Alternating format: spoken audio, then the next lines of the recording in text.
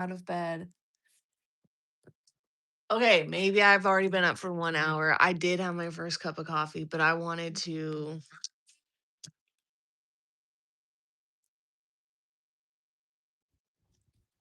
demonstrate a little bit about what it's like getting up.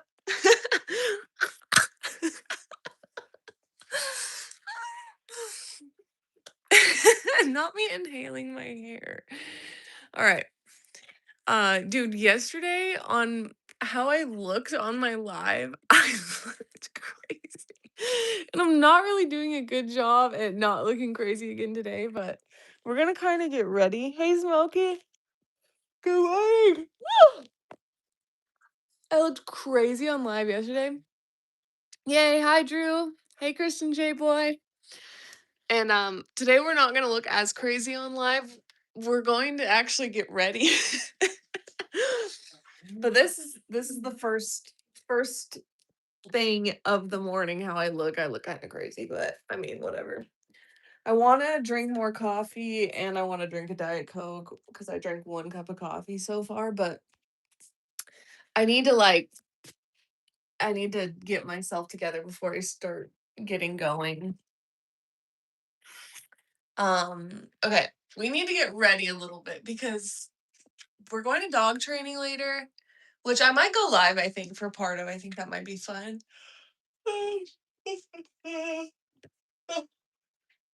We're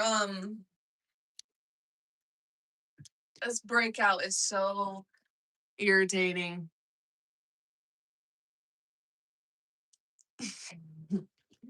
um yeah, dog training later on today. It's an hour away, so it's kind of a mission, and then I'm there for 2 hours. So it's another hour back home, obviously. So it's like a 4.5 hour altercation.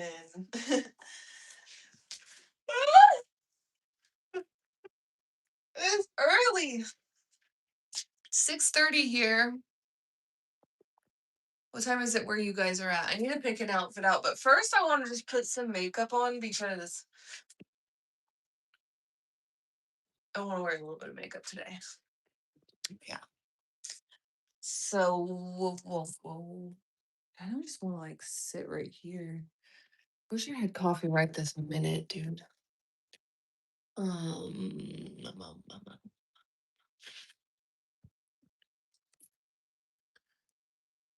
9:37. Yeah, it's 6:37 here. 6:38. Does anyone else yawn a lot? Like I yawn a lot, a lot. Okay. What do we want to do today with our makeup? My bathroom looks so crazy behind me because I just ordered my thing that's gonna go right here. We will need to move into it. Okay.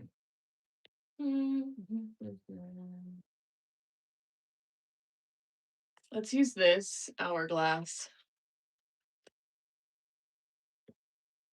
It's a tinted hydrating skin tint. I can't wait to have my little desk in here and get all my stuff done if with my house, but it's going kind of slow.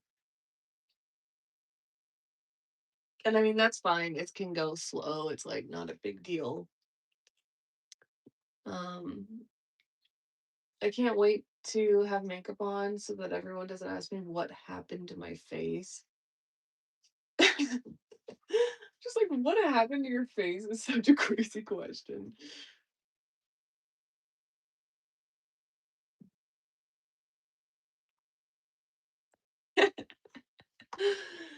It cracks me up. What happened to your face? Bro, obviously. Hey, Steven. Okay, so yeah, we're gonna use a healthy dose of the skin tint. And while I put on makeup, we can rest assured that we're spreading awareness that it's okay. You like wearing makeup. It's okay if we look a little bit different without makeup versus with it.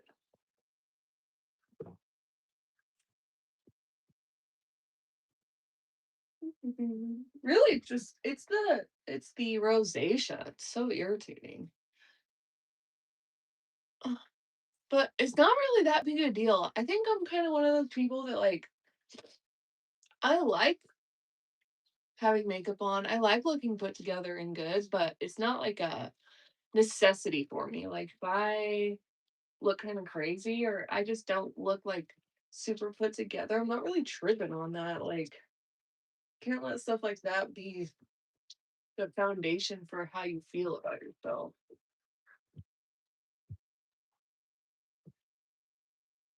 And I've always felt more comforted and like trusting of people who are okay with looking like I don't know, with not being like just so outwardly put together. Like, I don't know. I feel like when you can tell someone may have something that others have either bullied them for or like sets them apart from the norm, to me, that's a more comforting thing. Like, it makes me more comfortable with that person because I think that they know how to like be who they are without like these tools.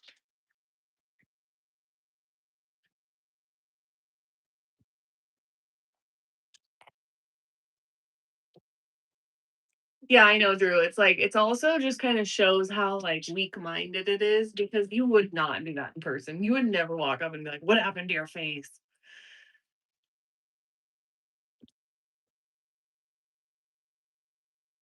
Michael,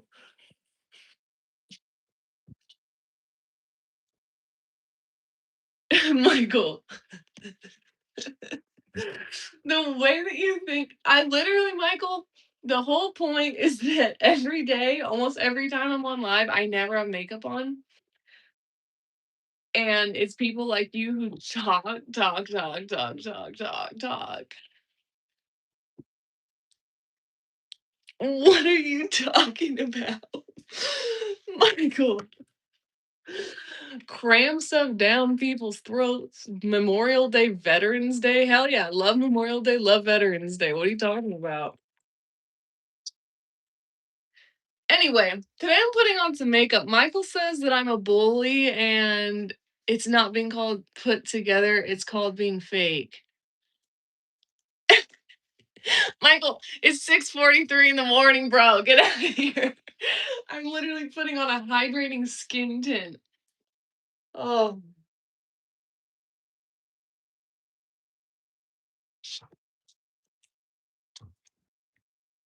I love this stuff.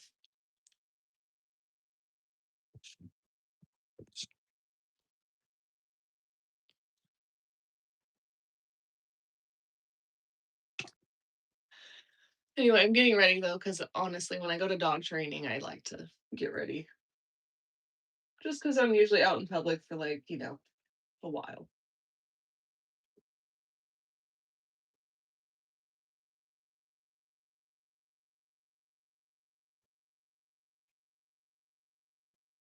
Hey, Mr. Anderson. I know everyone's already driving. Not everyone, only Michael was driving me bonkers a second ago.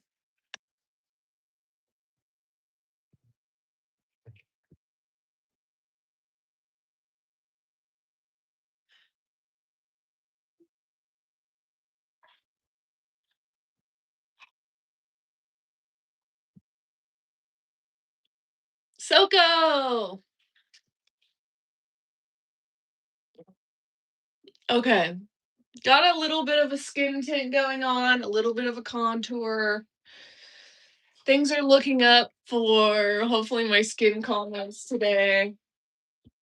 We'll use a little bit of concealer too, just to brighten up my face. We'll cover that. We'll put a little bit like down the center of my nose.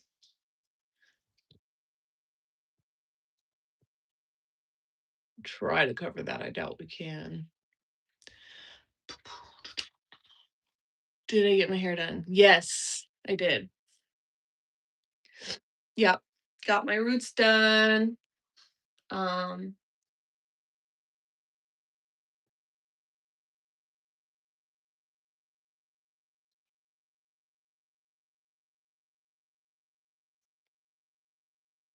not really using something with full coverage, so I feel like it's kind of hard to actually conceal any of these blemishes, but I feel like as long as my skin is like semi one even skin tone, that's good enough.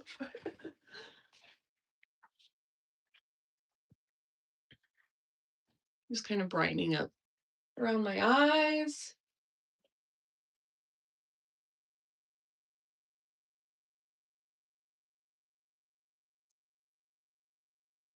Okay, that's good. Hey, Nazark.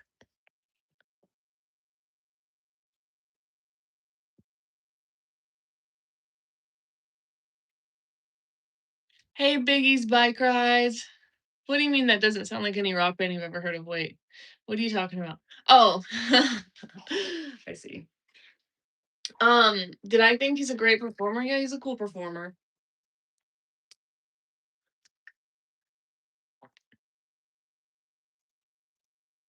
I'm using a little bit of this like stain stuff, and I usually just dab it on my face like that. Oh, my dogs are doing their morning song.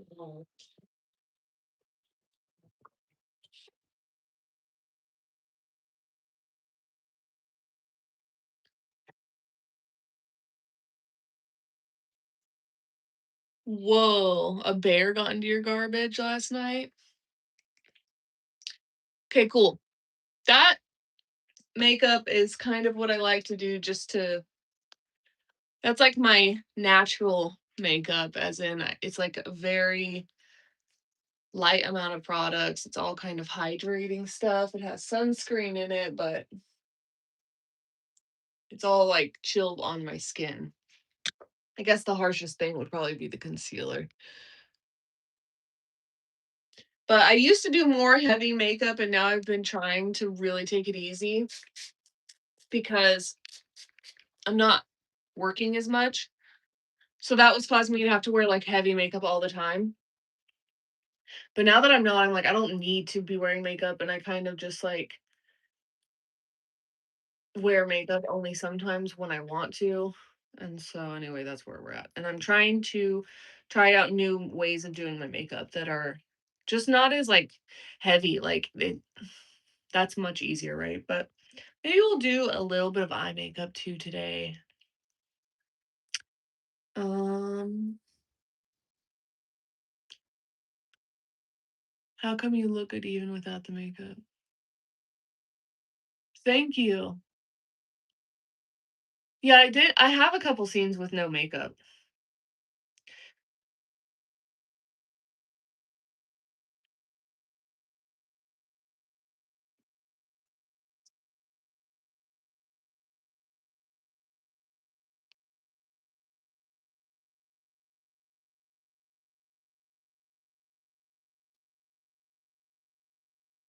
Well, moment of truth, you guys. I'm not vaping, obviously, day 3, but this was just in my makeup bag. I think this is the no nicotine one, but I'm not sure, and I'm not going to even keep it in my hand any longer.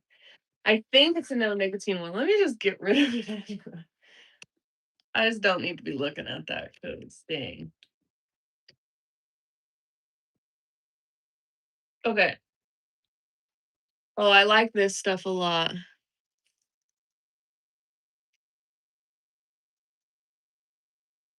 Yeah, we're deep into I'm almost positive that's the one that I bought back when I was trying to quit with the patch, and it has no nicotine, but I'm not gonna try it. I mean, I don't need to. I'm just breaking the habit.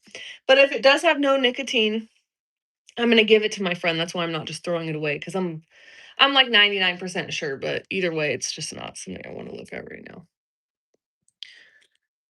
Okay. This stuff is nice. It's a lip stain. And so it looks super dark, right? when I put it on, and you don't really have to put it on perfectly.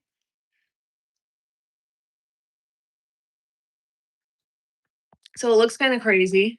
But then it just stains the skin, so you can just rub it in,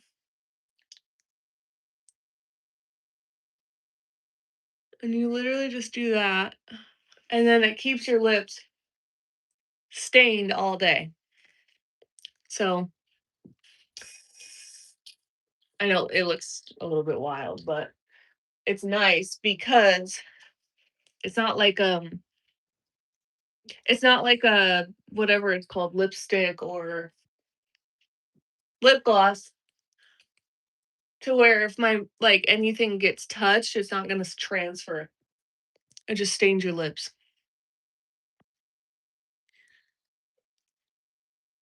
I live in America.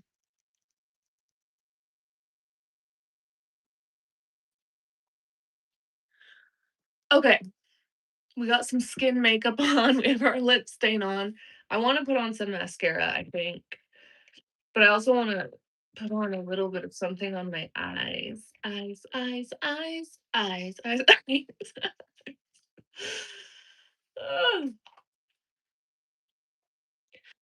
Can remember those eyes. Bum, bum, wow. We'll put a little bit of that on. Oh, that's pretty glittery, bro. It's pretty glittery, bro. Okay, I'll stop. Sorry. Oh, look it broke. Oh, that's like sad, dude. Smells so good. I do actually want to use it though. What is, bruh? Okay, I'm gonna take a little bit of the highlighter color.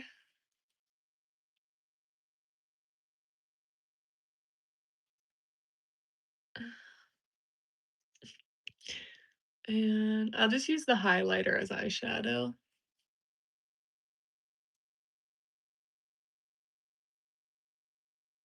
Joint compound and a palm sander. Straight up. I need liquid nails.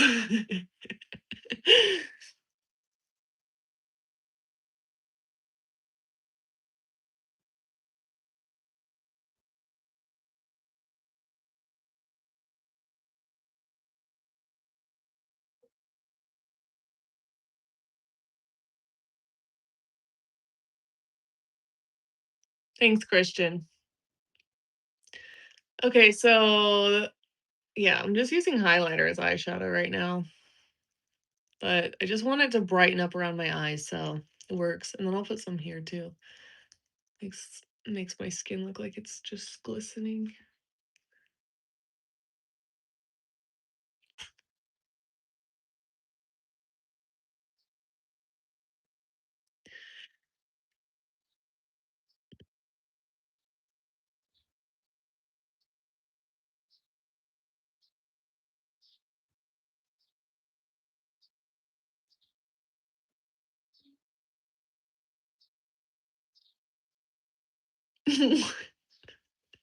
What is going on, bro? Okay.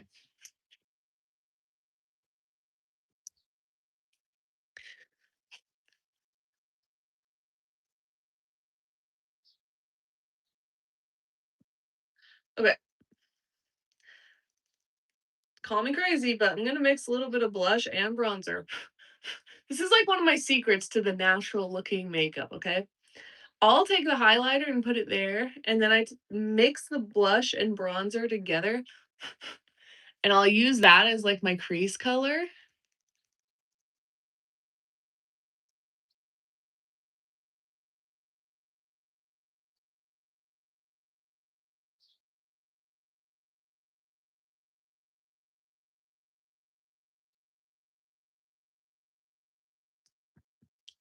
Okay, very good. And then there we go. There's like my eyeshadow, pretty chill. And then I'm just gonna take this like reddish. brown color. And then what I do is I just line the outline of where my whatever. I line my lash line with eyeshadow. And then I don't care if it smudges throughout the day or whatever. It's just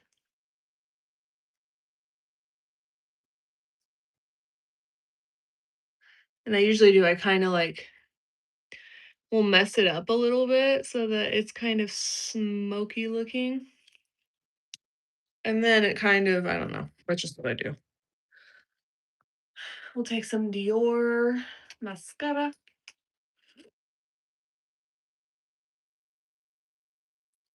I can't remember those eyes. No, I never do my makeup on here, almost ever.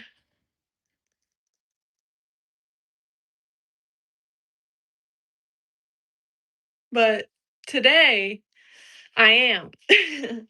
Because it's what, 7 a.m. and I got stuff to do today. And usually my live, I'm just like doing random stuff at my house. But today we're going to do also random stuff outside of my house. I'm also using my new phone. It's 7 a.m., almost 7 a.m. I'm using my new phone, and so I think the camera quality should be a little bit better.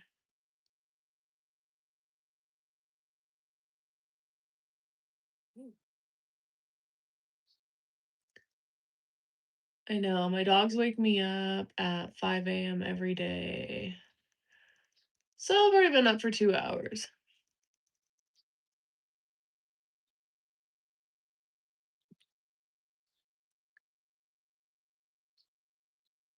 Oh, that's cute, Mr. Anderson.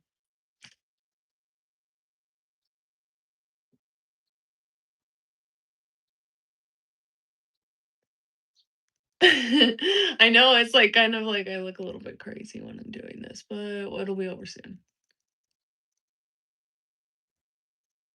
What do you guys got today? What's everyone doing?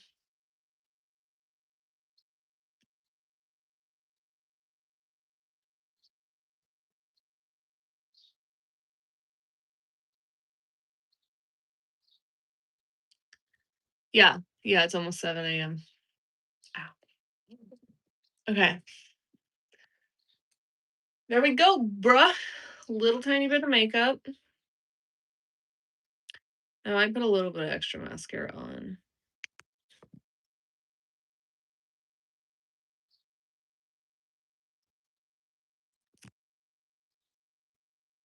I can't remember those eyes. I need to get my nails done. Who wants to?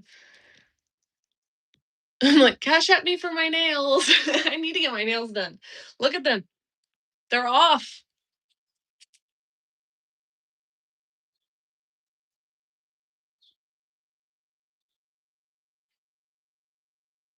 Thanks, good person. That's nice. Let's put on some lip gloss. Lip gloss.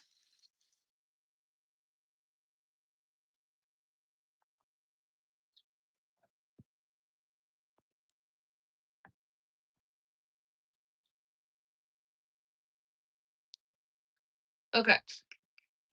Mm, got my little Dior lip gloss.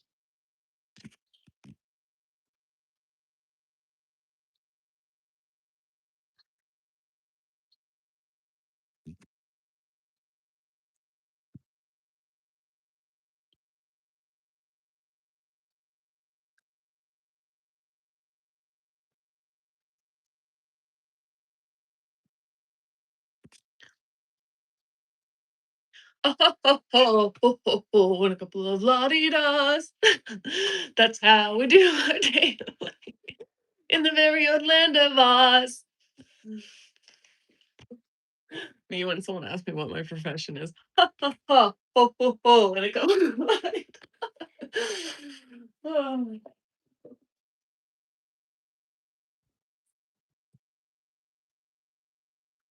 let's use some dry shampoo.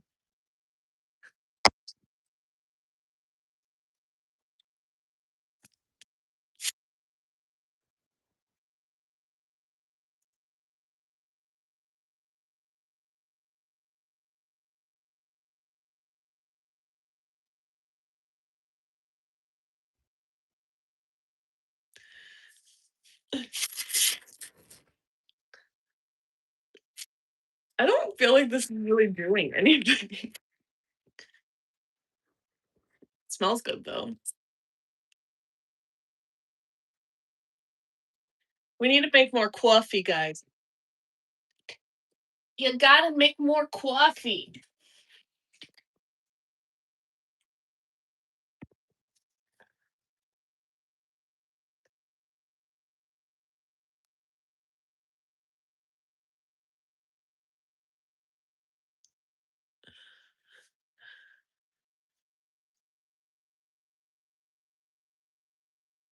Thanks, good person. I'm glad you guys liked the vibe yesterday. The vibe yesterday was a little bit like,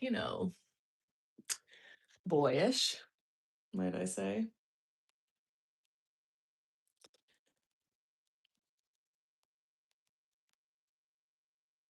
I don't have a husband, bro. Um,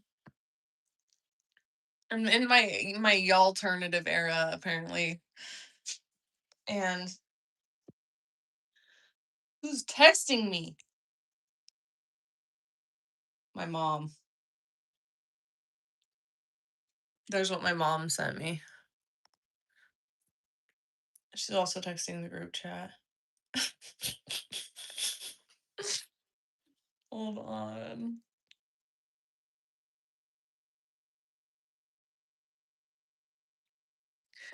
I'm on YouTube live right now. Drew is here.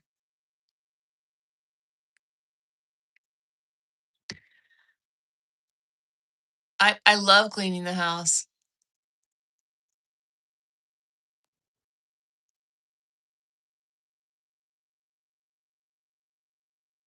I do. I talk to my mom all the time. I know, Drew. It's crazy, huh? When she's not on live, I'm like, what is she doing? Like, is she okay? Okay. I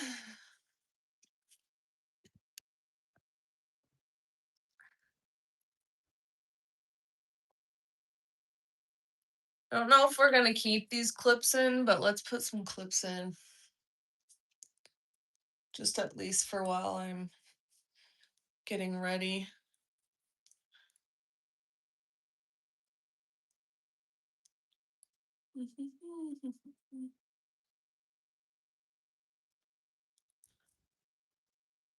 That looks weird. That's weird. Weird.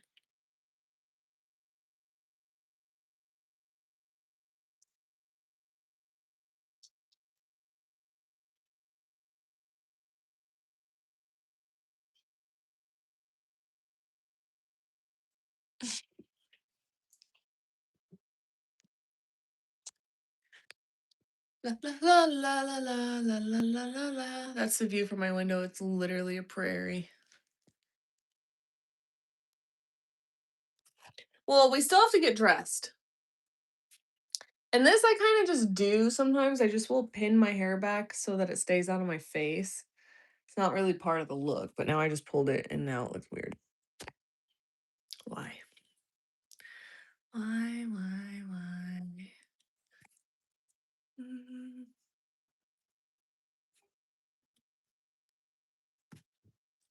My dog's in there complaining. I need more coffee.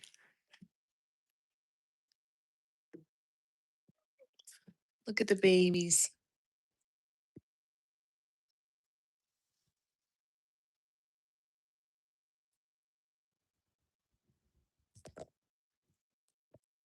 You my sweet girl.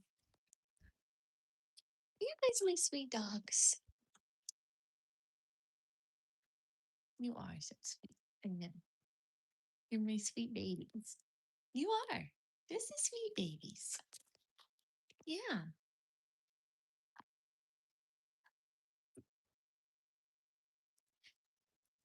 This is Malachi. The baby is Malachi.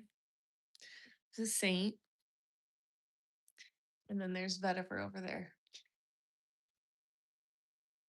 Holding up with no vape, going good, but it's funny because 'cause I'm just like I keep being like, "I need to find that thing," or, "Oh, so it feels like something's missing randomly." And I'm like, "Oh, yeah, it's the vape is missing." But I know I'm not doing that, so I'm really trying to not think about it, like, honestly, every time I have the thought of, like, I'm craving it or whatever, I literally immediately, like, am like, "Okay, God, help me out here," and then I just start focusing on something else right away.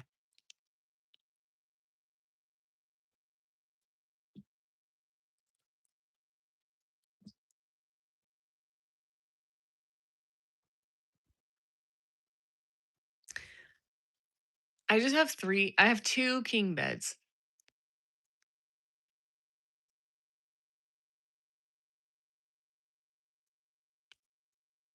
I don't have a husband.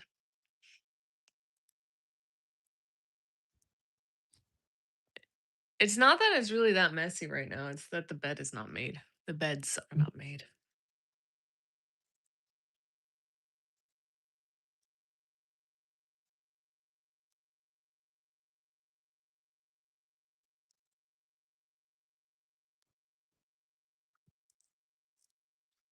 Also, if I have a boyfriend, if I had a husband, any of that, it doesn't really matter what they do for a living because guess what? I support myself and others.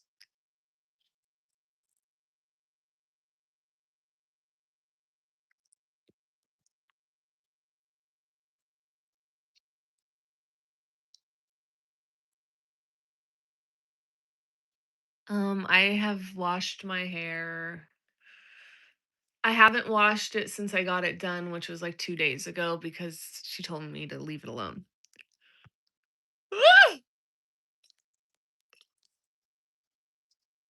Oh, okay. You're done.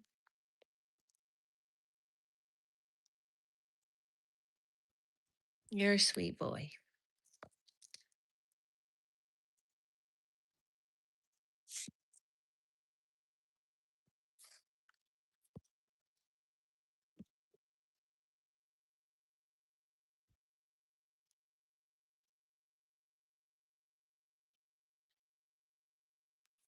No, I don't always spend the whole day at home. I have been lately because I'm working on this house that I bought. Look at the nose. Look at this nose.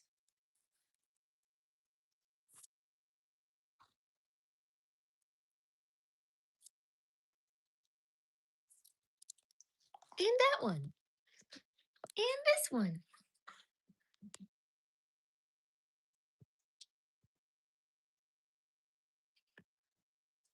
Whenever you hunting, Vetiver hunts flies. Look at you. Look at you. You're so big. You want to take your posts off today? We could check. My dogs take crazy baths also.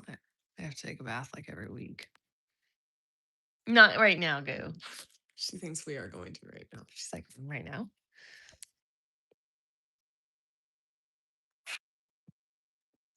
Oh, Vetiver, you're ready to get up? Vetiver cracks me up because she just goes over there and hits the door like, let's go, lady. Well, I have to change first. Do you want to help me pick out an outfit? Ow, don't bite. Yeah, I have 3 Dobermans. Can everyone throw me a like on this video, please? And also subscribe to my channel, dude. Yesterday was so awesome. I got 80 subscribers from the live yesterday. I was so excited. Like, you have no idea how exciting that was. So, if you can't subscribe to me, okay, that's fine. But if you can at least like the video, I'd really appreciate it. Yeah, I have 3 Dobermans. Throw me some likes. Throw me some likes, guys. There's 27 of you, and I have 12 likes. Come on, give me the 15 thumbs up, bro. Thumbs up. Give me a thumbs up. Give me to 15 at least. Please. 14, let's go. One more. One more thumbs up. Okay, I gotta get dressed, bro. Bro, we're still at 14 likes, and there are 25 people subscribe and like, and I'll stop singing if you subscribe and like. Double tap. Woo! 15. Okay, I'll get up now.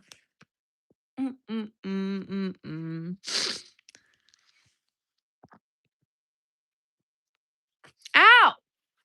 Hit me. They hit. They're very pausey creatures.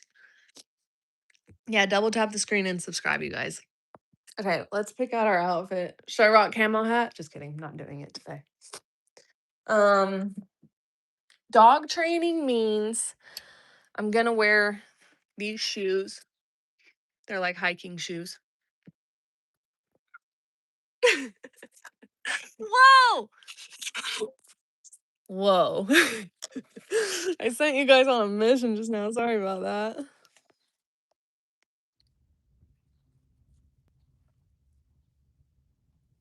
Have they ever bitten me? I mean, not yeah, I've been bit a lot of times by these dogs, not because they're like trying to attack me, but they just bite. Like they're just bitey dogs. Like mostly at a play.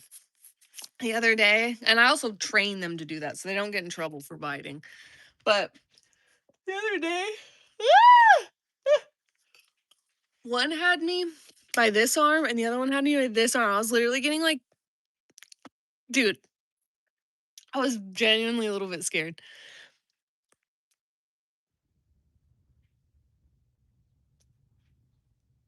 I know we got to 15 likes at least. Hopefully we can get more likes and hopefully people want to subscribe. But first we got to figure out what we want to wear today.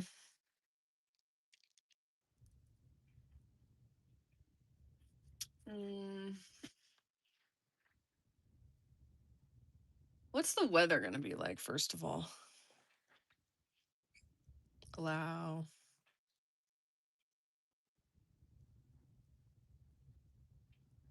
84? Bro. Oceanside.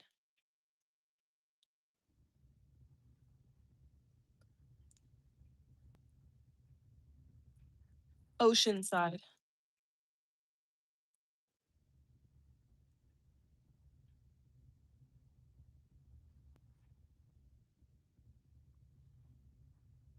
What's it going to be there? 70.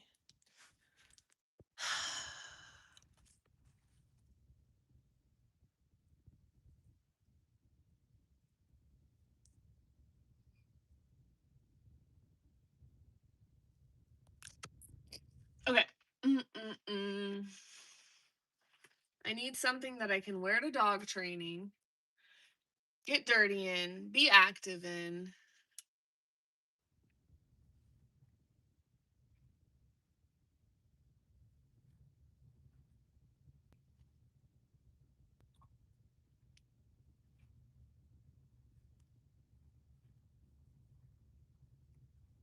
I'm gonna wear my hiking boots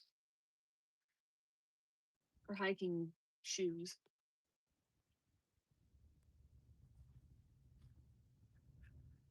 Okay. I want to go to the gym today also later. Maybe this looks nice. And then I could just wear like a t-shirt.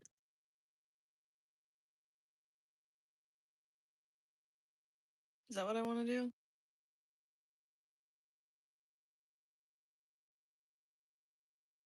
Whoa, whoa, whoa, whoa,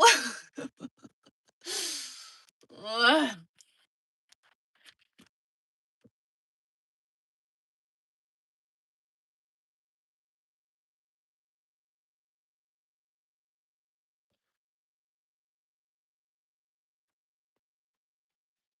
Not yeah, Drew's cracks me up, bro.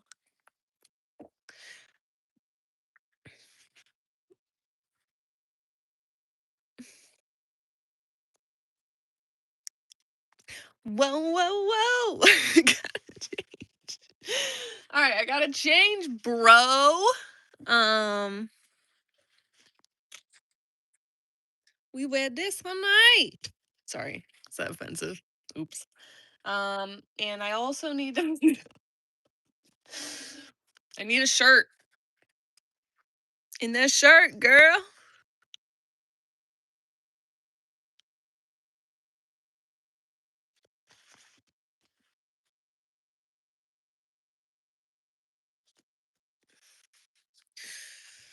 Should we go to the town we're gonna go to a little bit early and like kick it? Why do I have a mustache in this lighting?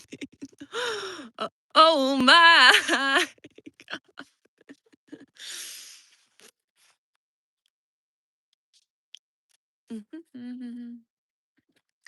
Put my socks on.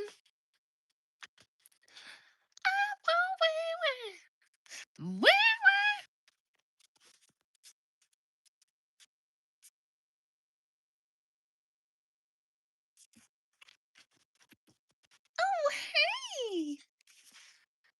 Oh hey. Oh hey, how are you? Oh hey.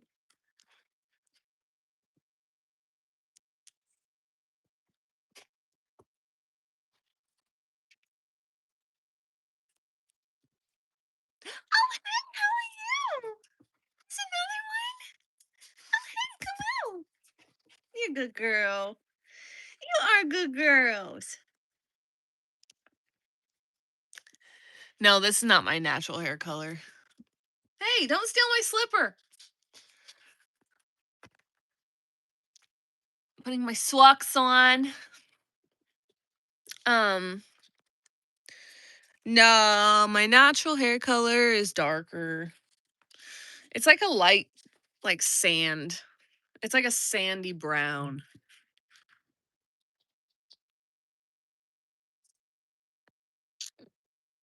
Oh, I'll just wear a hoodie. I'll literally just wear a hoodie until it's too hot and then I can take it off. I think that might be smart. Or I don't know. We'll see how high waisted these are. And I could just wear a t shirt too, but I kind of want to wear a hoodie.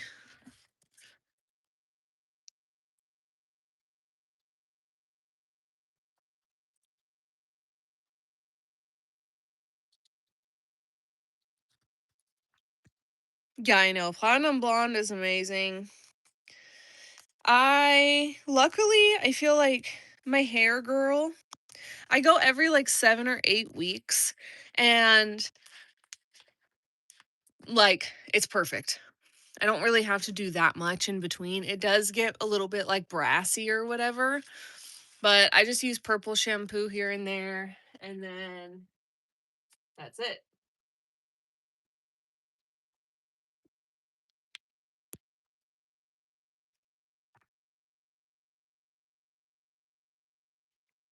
Okay, we're in our workout outfit.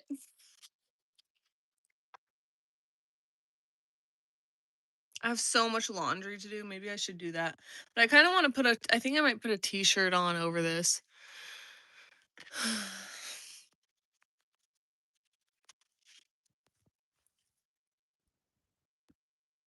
What shirt should I wear? Hold on. Maybe this one.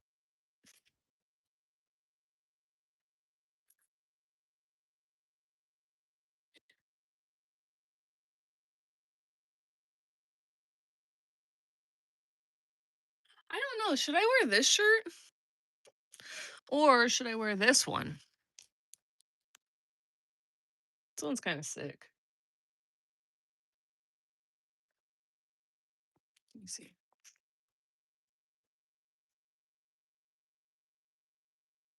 Mm. Blah!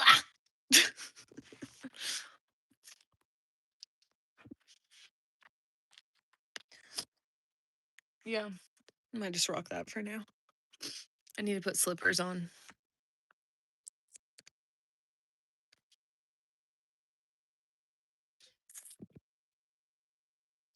All right, slippers. Bro, you guys make such a mess in here. It's so crazy. So, this. Yeah, always, always.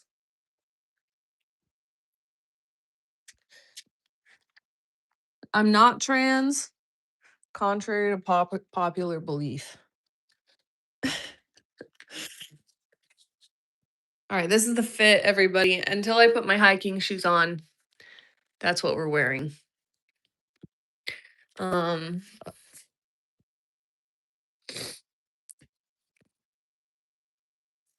You are a male. Bro, I'm not a male. I mean, if you're really that curious, you can find out. For the short price of $4. I'm just kidding, but I'm not. Okay. Put on a little bit of Santal. Smells good. We'll mix that with a tiny bit of vanilla from Lush. Like when I say tiny and so much. I'm gonna use Lume, my favorite deodorant.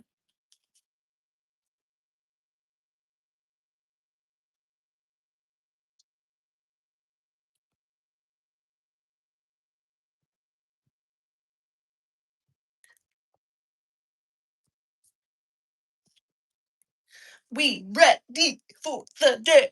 Bam. 7:22. I've been up for 2.5 hours and I'm finally ready for the day. Bro, what's going on? Which one of you is doing this?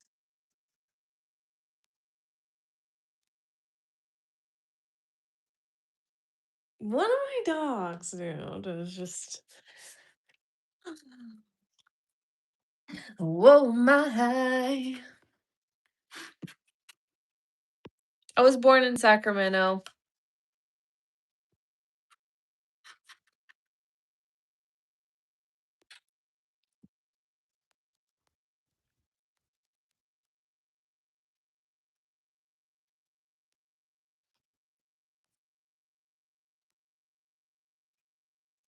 Going on a first date. All I did was do my makeup and I'm wearing leggings and a t-shirt, bro.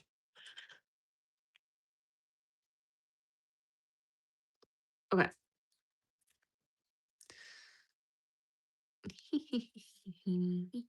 Sorry to clean up a mess because my dogs are messy. I have so much to do to this house, but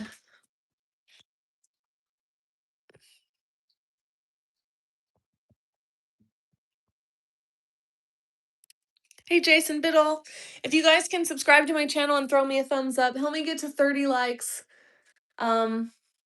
Yeah, this is okay, check it out, you guys. I have 2 of these cabinets, sinks. I'm gonna take these out. These came with the house when I bought them, and I need to take all this down. And then I bought a get ready station to go there instead. But this is all the stuff that is not in cabinets that I'm either like gonna get rid of or put on my new thing. So my bathroom is in shambles until this new whatever gets here. Um, yeah, just thought I'd let you know, give you an update. Yeah, vanity.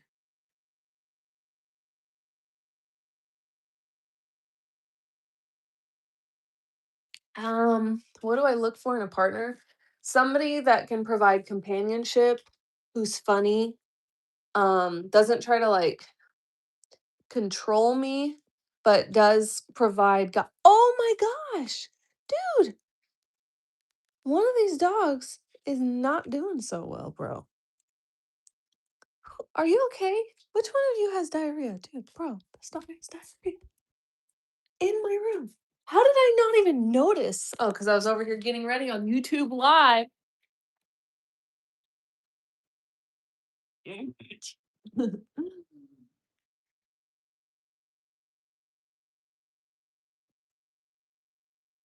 I know it's pretty gross. That's my life. That's my life. It's fine.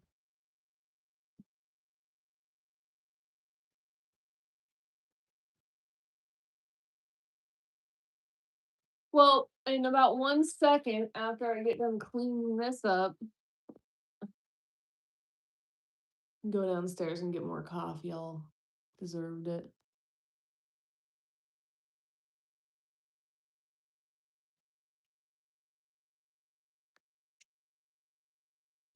Excuse me. Excuse me, Malachi.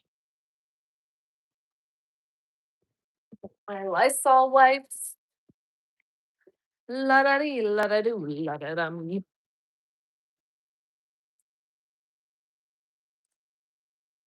Help me get to 30 likes, guys. Double tap the screen. Give me a thumbs up. Subscribe.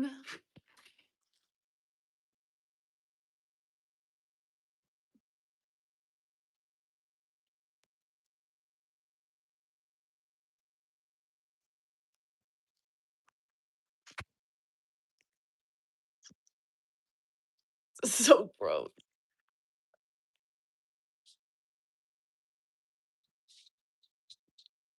Ugh.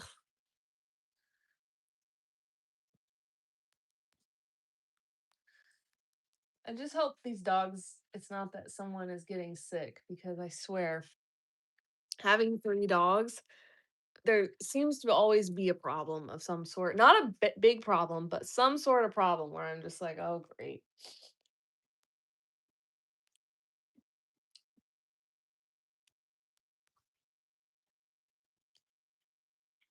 Okay. Got that nice and clean. Perfect.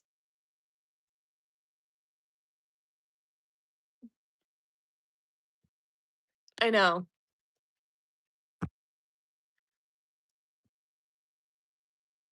I'm gonna take those off of her in a second.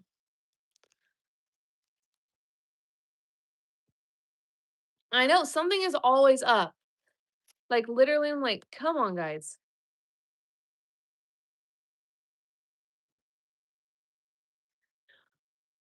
Yeah,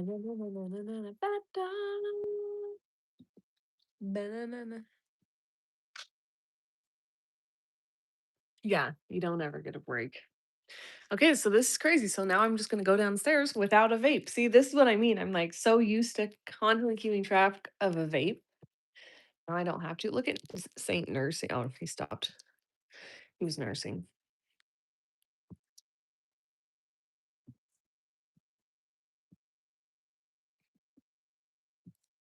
That's funny. Okay, let's go get some caffeine.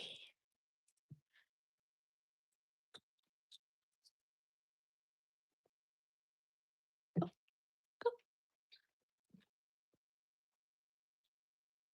Come on, Vetiver.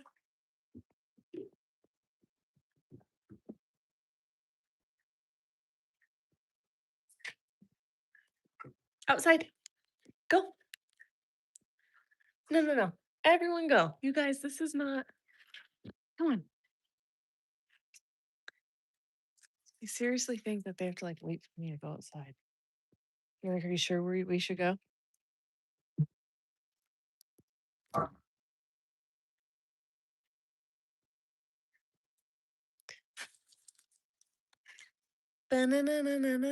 Oh, I love hamsters. Did you potty outside?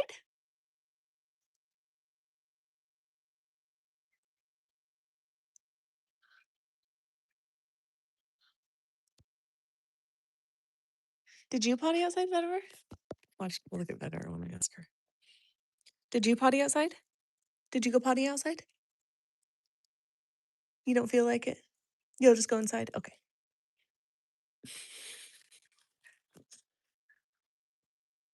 Maybe we'll make banana bread in the next day or two.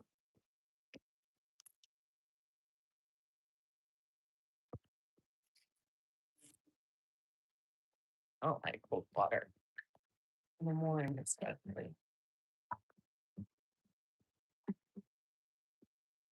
Ugh, hate that. Hi guys, everybody. If you can please subscribe. Throw me a subscription, guys. It's pretty easy.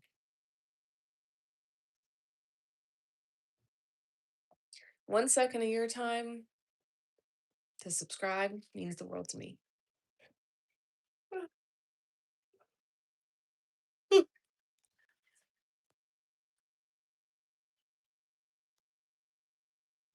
And throw me a like. I'm still not even to 30 likes.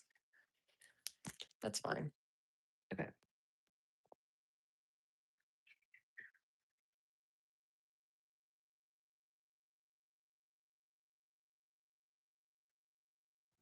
Hey, Corey.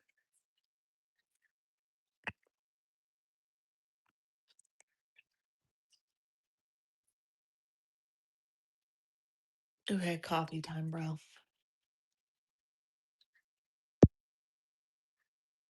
Here's my coffee setup.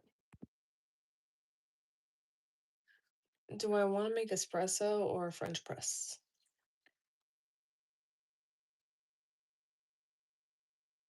French press or espresso? I think I'm gonna do French press. I might have French press in a minute.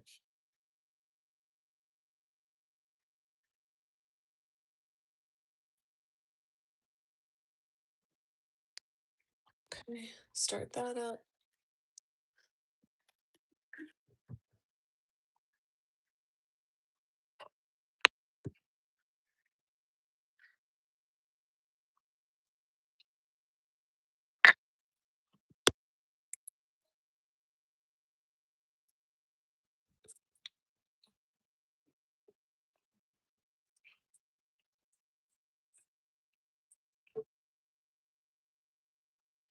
We're going with Stumptown coffee today, the Holler Mountain one.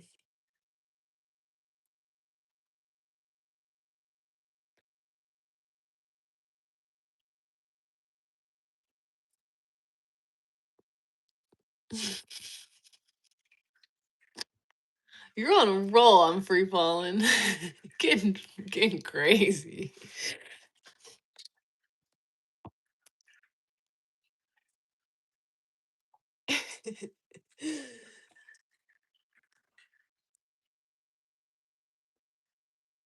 We got 14 people. What's everyone doing today?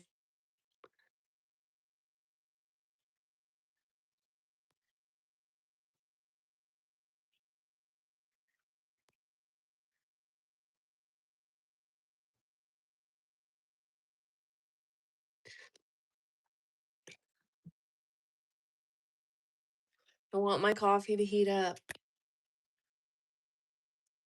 Merry Christmas. Dude, I wish it was Christmas.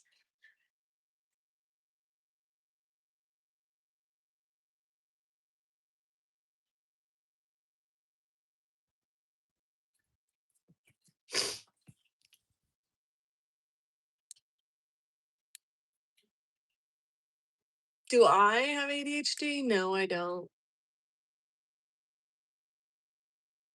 Thanks, Mr. Anderson.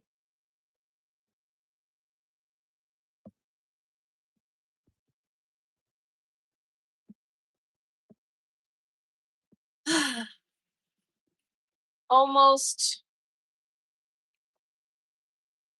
almost, the water is almost hot.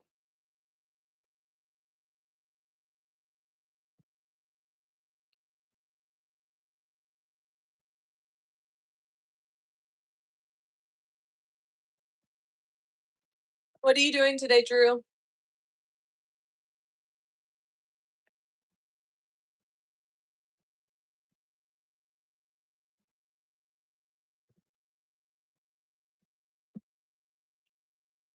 I got a haircut. Thought you guys should know. So it looks healthier, but it's also shorter. Hello, Tommy Reynolds. um, good. The dogs are finally just kicking it outside. I need to take my daily medication. I really want to make some content about quitting vaping, like inspirational or like just I don't know if someone Googles, not Googles, if someone goes on and wants to see content about quitting vaping, I want to make some. I don't know how to do it though. I don't know what I want to say. I'm trying to think of like what would be useful to me right now. But I want to kind of document the experience of quitting vaping, but I also am like, I don't want to do, I want to prioritize quitting vaping, not making content about quitting vaping. And I don't know how sensitive I am. You know what I mean? Ooh, cleaning up around the house. That's my favorite.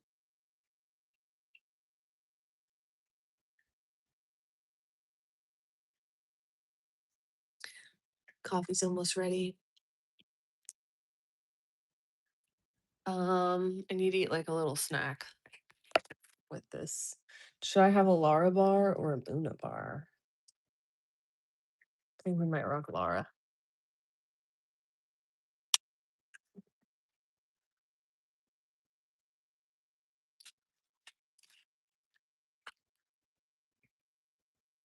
Dun, dun, dun.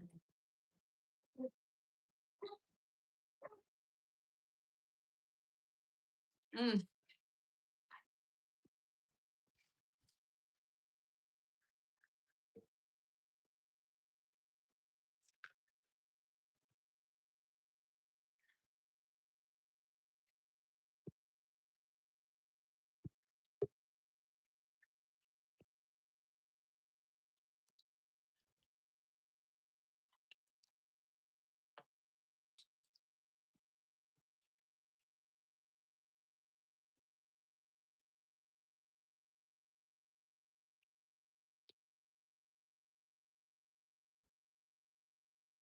mm. Mm. Mm, mm, mm, mm.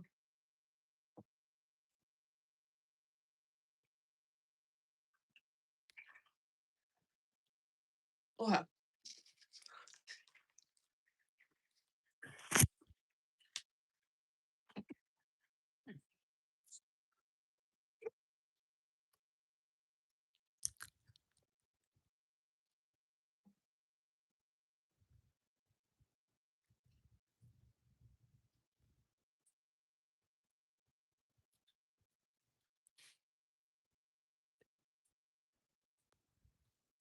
18th.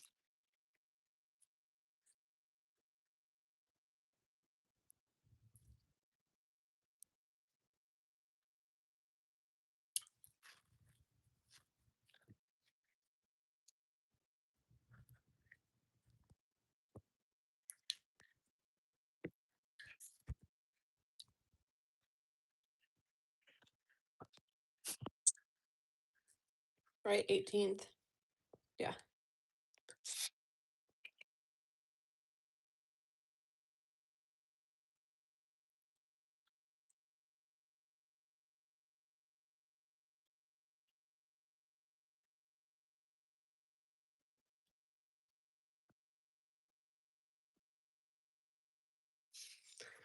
I agree, Drew. Usually not allowing people to talk about stuff only creates more oppression. Like censorship is not really American, bro. It's not very land of the free of YouTube.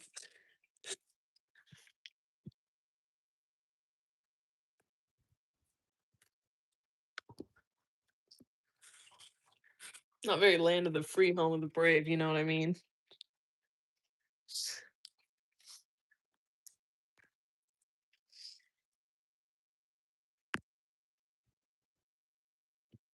Okay. I have this. Don't let me forget.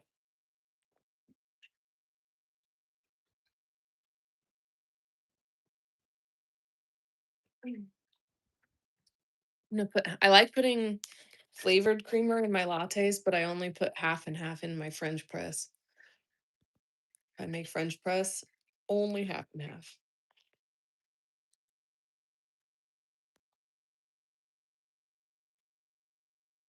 Yum. I know that's gonna be so fire.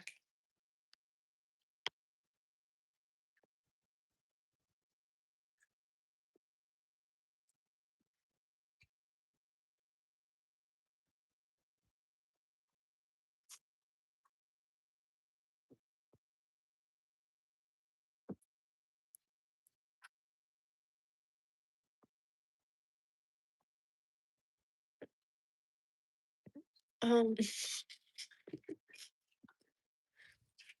okay.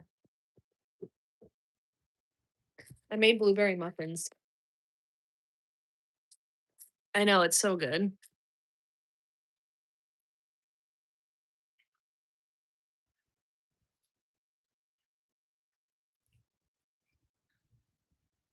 I'm gonna eat these blueberry muffins.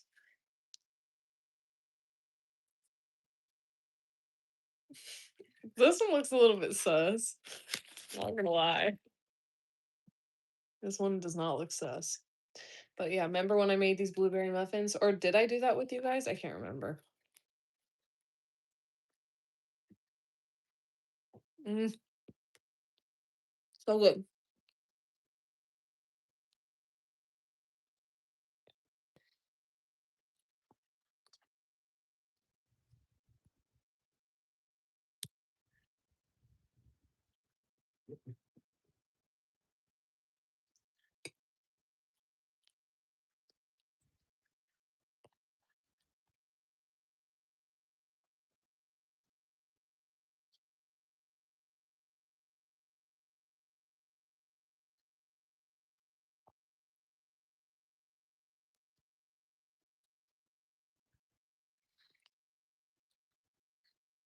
Yeah. I must have done it just like randomly.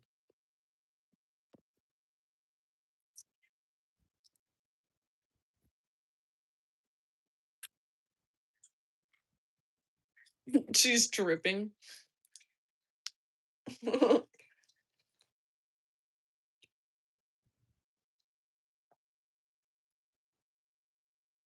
Okay.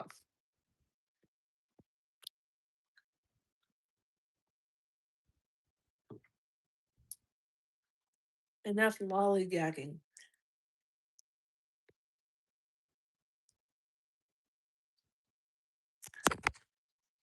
We got our snack out of the way.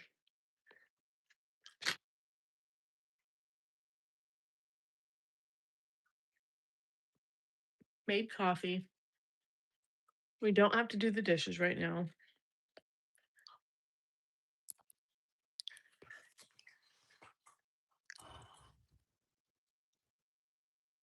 Yes, please hit the like button. Coffee's off. Um, agenda for today is leave here around 11. Hi. For dog training. It's 7:45 right now. Um, I think maybe I'll do the laundry and fold it up. And then the next couple days I really gotta take some time to finish up the loft.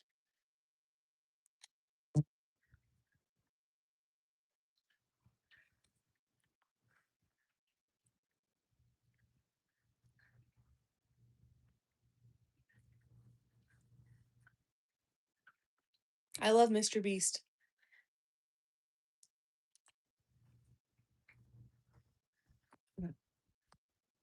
Grab my tripod. And bring it with. Do you want to go upstairs with me, Mel? Come on, let's go upstairs, Mel. I'm gonna go upstairs, Sainty. They're so cute. I'm going upstairs, okay? Good girl.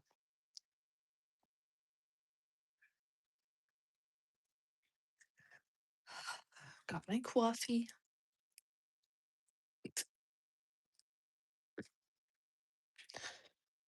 Mm,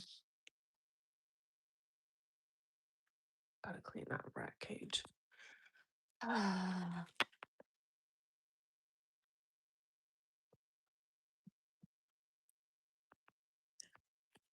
Okay, let's clean up my room a little bit.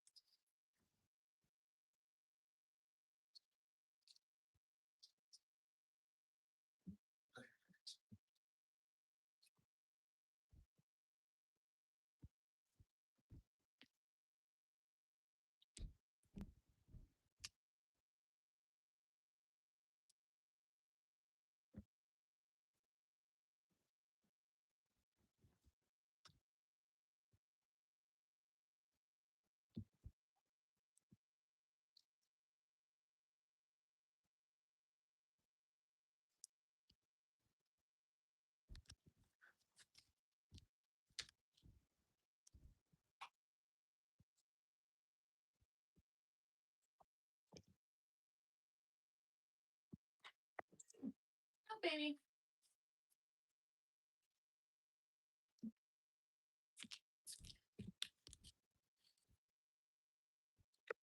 No, no, no.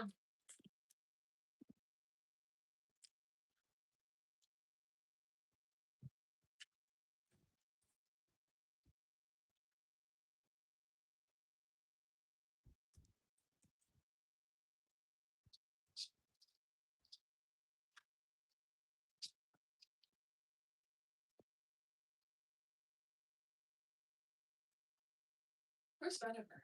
Vetiver?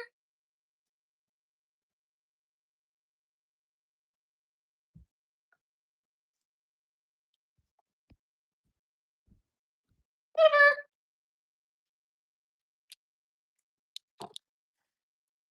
Oh, good. Oh, man. Dude,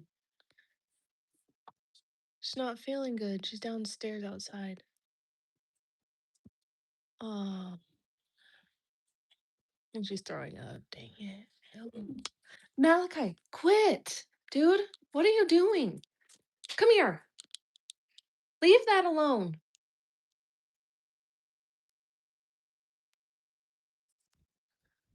Malachi. Malachi's always on a roll, dude. She's constantly barking at something.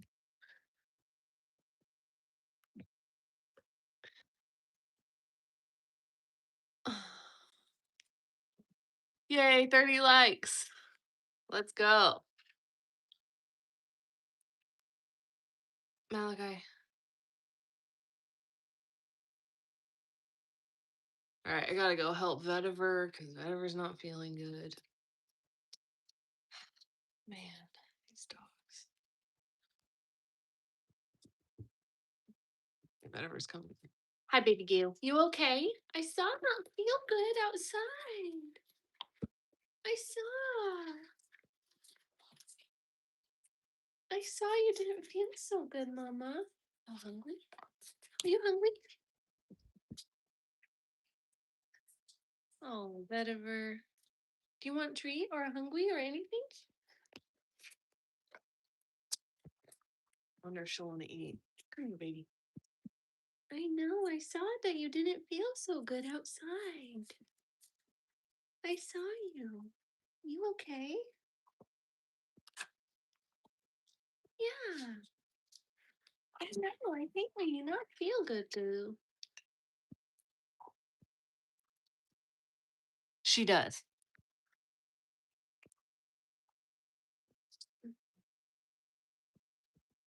I know. You know. Ouch. Dang it. Stop doing that to me, Malachi. I'm still lost Malachi outside.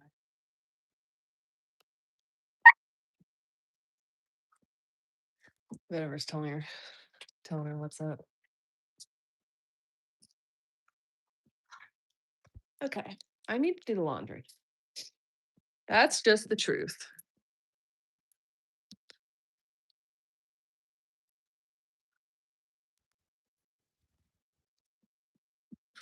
Vetiver, Saint, and Malachi. Uh-uh. Malachi's the puppy and she's bad, bro. She's being really bad today. She's doing a lot of hitting and she's yelling at everything.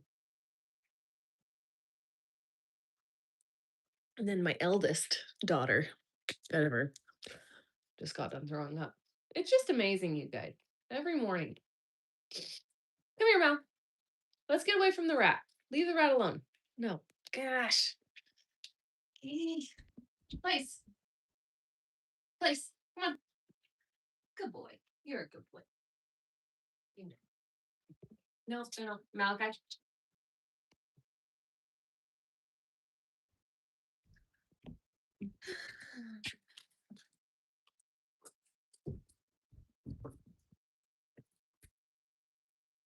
That same pillow that he nurses on every day, right there.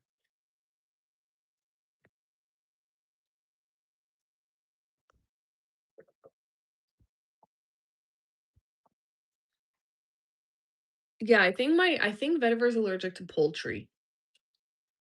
So last night I gave her some chicken. I had been avoiding giving her any poultry, and last night I gave her chicken, and now guess what? This morning's not feeling good.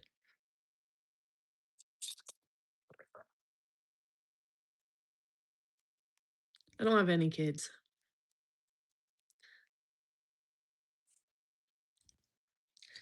Alright, I'll go get the laundry. Yeah, isn't that crazy? Yeah, they can be.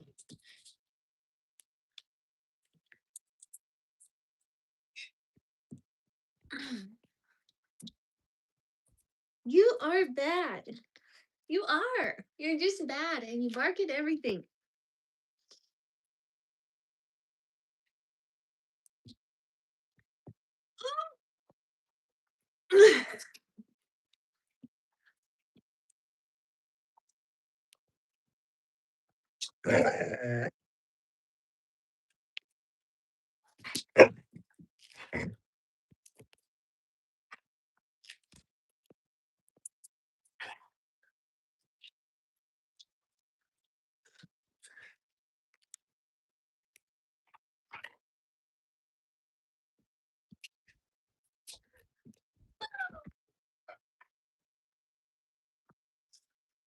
Okay.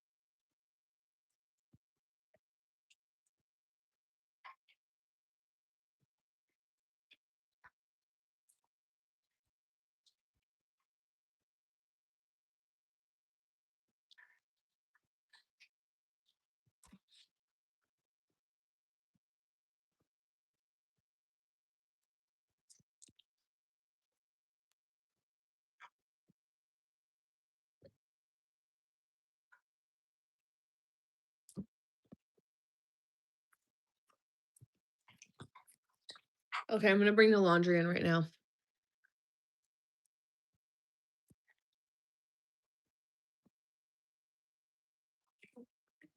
You guys watch the dogs while I bring the laundry in, okay?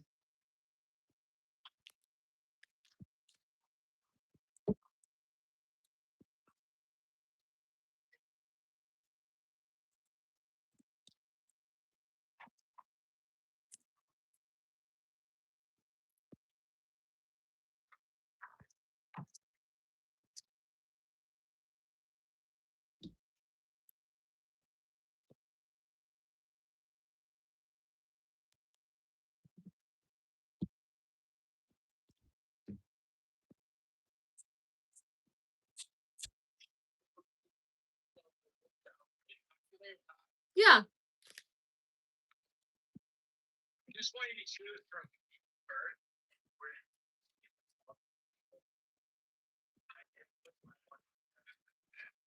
Whoa. You did it.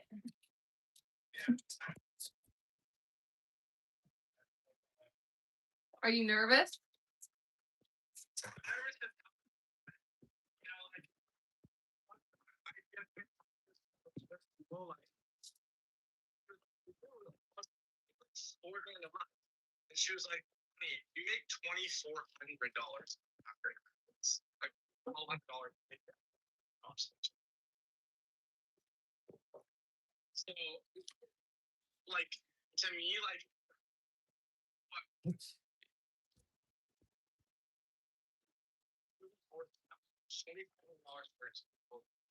Yeah.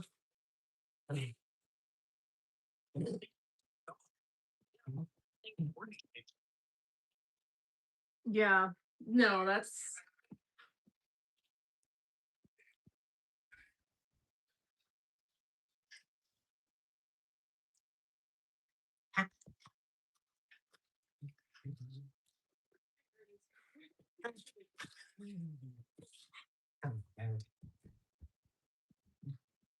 no.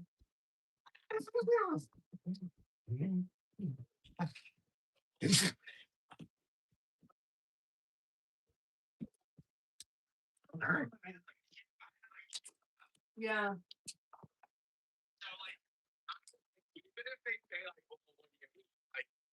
just don't think I don't think I can do it for any amount of money out of school. I'm better than that. I don't think we can bring months to do it. After taxes of like $5,700, I just still don't think that still don't think like they will. So maybe there's just like other shit too. Like this morning, I went to Home Depot and picked up a wood chipper. Yeah.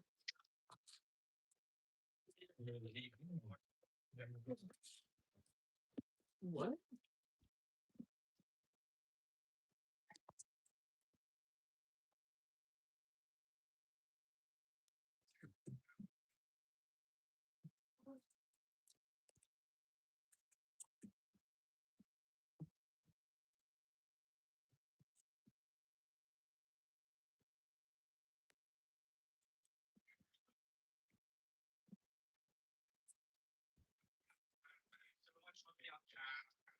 First.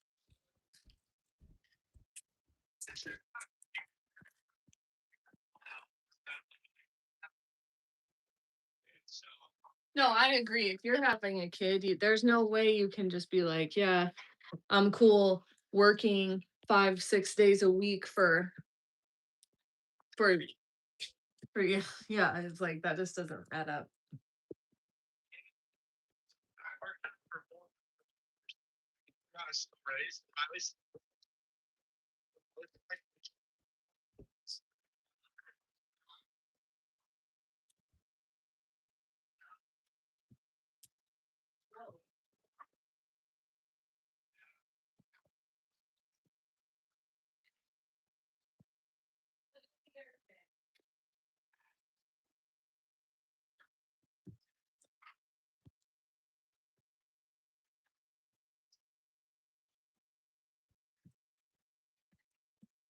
Wait, not my election, right?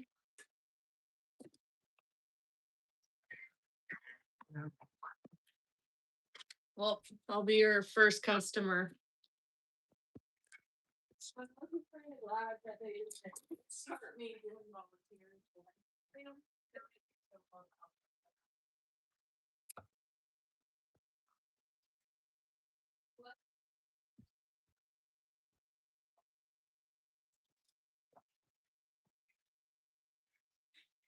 Yes, if your business needs any help, I'll help you. Yeah, that'll be good. And like they're right. Yeah, they're moving to a different market. I'm like, yeah, I think like that's like, yeah, I'm believing money right. But yeah, that's not. I don't want to hear that. Like, for way more money, and you're like literally. Bro, this is. Yeah, I just feel like it's so I, you know what? It's just crazy because if they wouldn't have put so many of their responsibilities on your shoulders, you know what I mean? It's like it,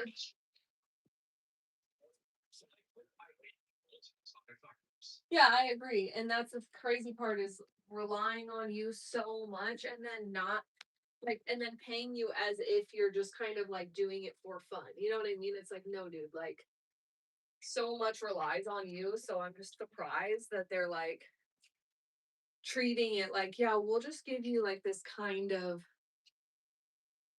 a raise. It's like, dude, this is like, yeah, it's like you have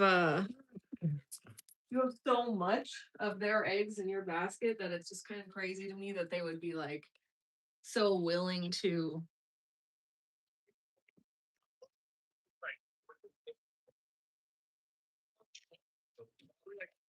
I mean, like,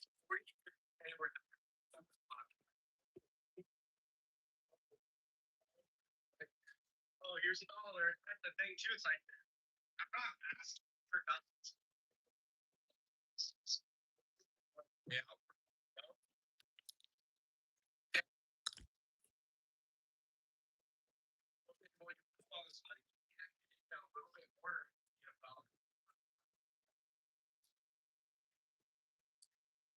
Yeah, and what are they gonna do? What are they gonna do without? That's what I'm wondering.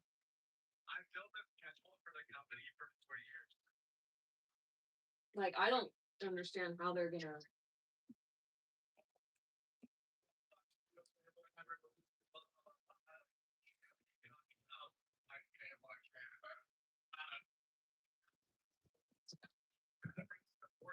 Right.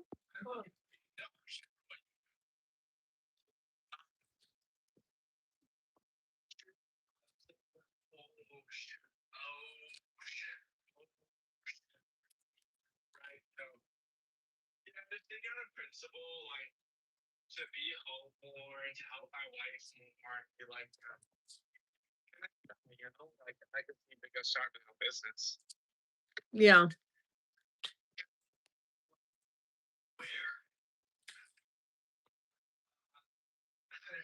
because like they're like, yeah, like like when you have the kid, like wants to talk about, like you need to know where you're gonna keep the dog in your house. Bitch, Keep the dog. What is it? yeah. What?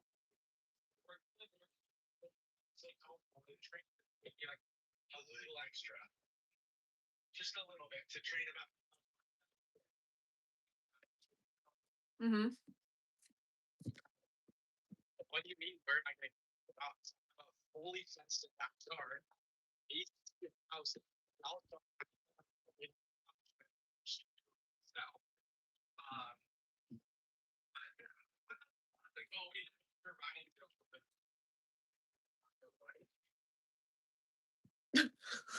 Like, Joe, you're fucking like that's been. I don't know. Like, oh yeah, you gotta watch. Like, you got like really like dying stuff. Like, professional. I'm like, maybe you should. Keep it professional with me. Maybe you should. Where did she get? What's she saying that for? I wonder if Riley did. Riley say something like what?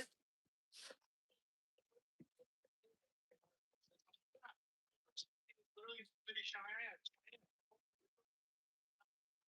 She was like, "Who's out?" But don't wait. No, and she's like, whatever. Okay. Yeah.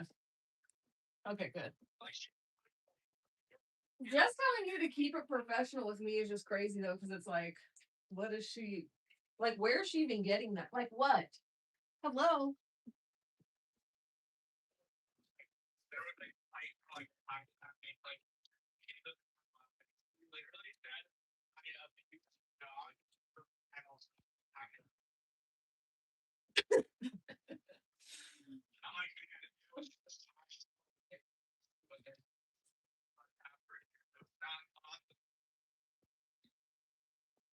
so, I genuinely wonder why she said that. I'm just like, what? like, like 80%, like, you do that. And like, that's so crazy that, like, there you go, it's like, with your clients, like, she's like, I like starting out like her. She literally don't have to buy. Yeah. She went with blue dot. What do you mean? Well, she's not friends with like the other girl. She's not friends with one of the other girls. Blah, blah, blah, blah. Literally talking that much shit that half our club that we have. Oh. Like people like literally.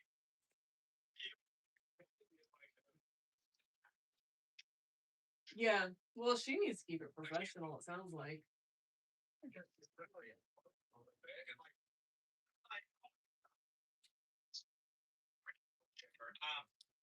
like, yeah, it's like, oh, we're gonna need to rely on that way. That's the day before he comes out. He's like, oh, yeah, like, let's do some training.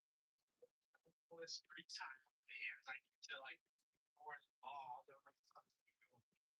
But it's actually like, someone was doing something. Not there. But $25 an hour. Well, also, someone's doing something.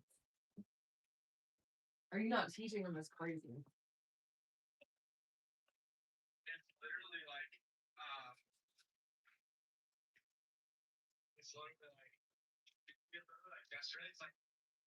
Dustin like called me and she's like, "Oh yeah," like Riley goes, "Oh my god, I forgot to talk to her about or just the business is going on like it's slowing down, like we're not getting her job." But she's like,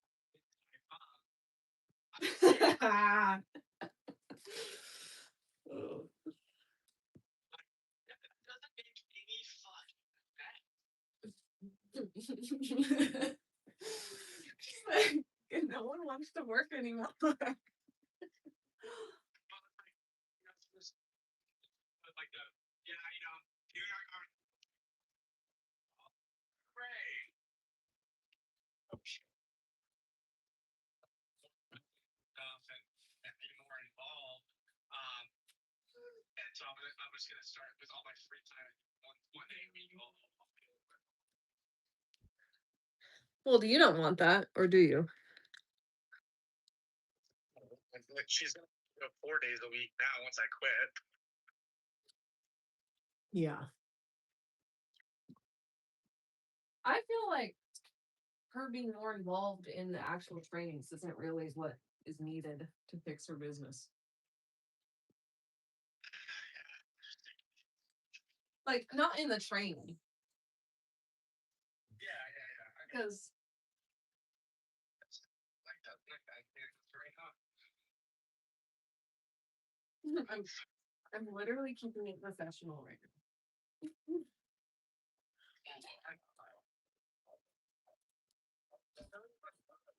So used to be more mad, Jazz or Dustin, and I feel like Dustin's getting frustrated, but really like talking to like been more true to like what I made and with the kid coming in and for my family and me tripping at home and blah blah blah blah. Yeah, I think you could just tell the very most honest truth, and it's understandable if they have a little bit of an uncomfortable reaction, okay, but anybody the truth is that they do know and love you, and they're not going to want to see you, you know what I mean? They're gonna want to see you succeed no matter what. It might be a little bit of a conflict of interest with their reaction at first because they're gonna be like, oh crap, what does this mean for us? But at the end of the day, when someone is having a kid, you know what they just have to keep it 100. Like that's just you keeping it 100. Yeah, like also it's just like like I want to eat my pie too, but you guys aren't there, so you're like I don't do my own pie, I guess. Yeah, and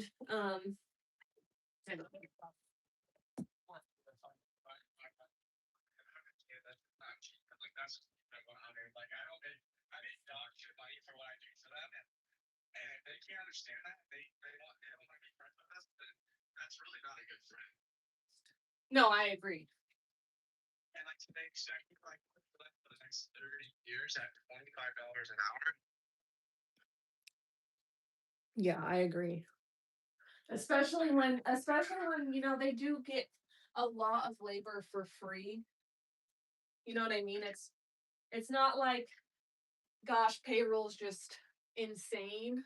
Like they do get a lot of stuff is given to them, and that's good. They deserve it, whatever. But like when you have somebody that you rely on so much, you have to pay them as if you rely on them. Oh yeah, the last 2 weeks like 6th grade. Yeah. That's like my payroll in 1 week. That's a little steep. Like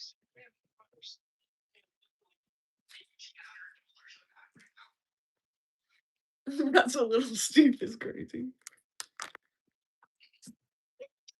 all right, well, I will a little bit. I gotta call my boss if he's calling me up for T to leave.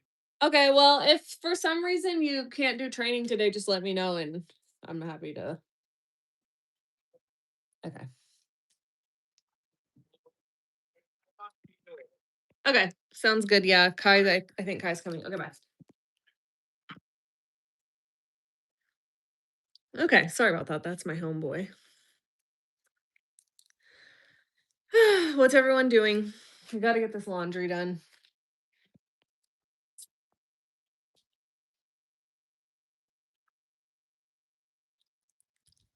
Yeah, like so this is all my clean laundry. And just gotta fold it up.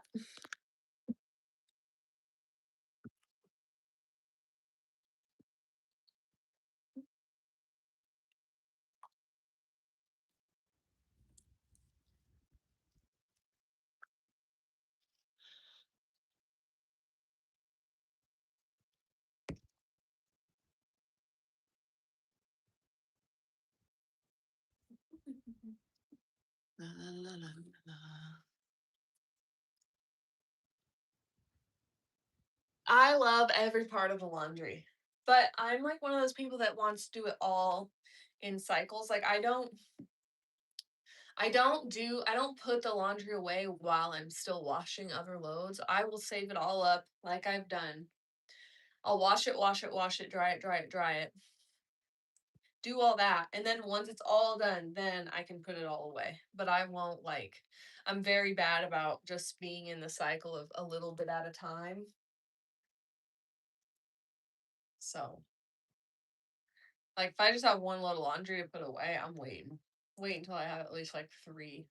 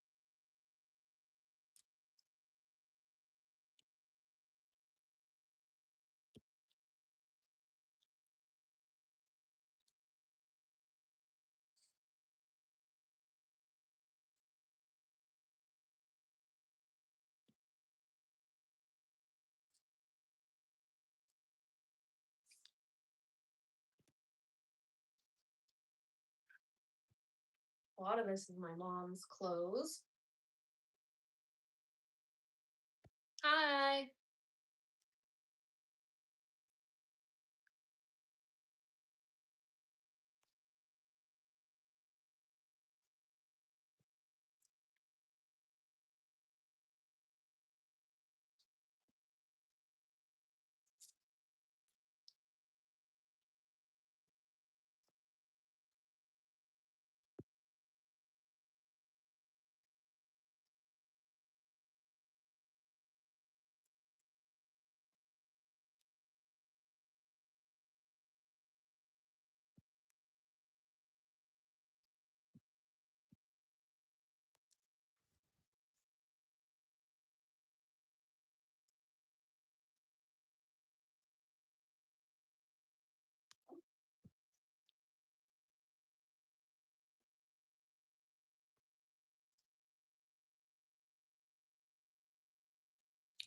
One more like until we're at 40 likes. And if you guys can, just also subscribe to my channel.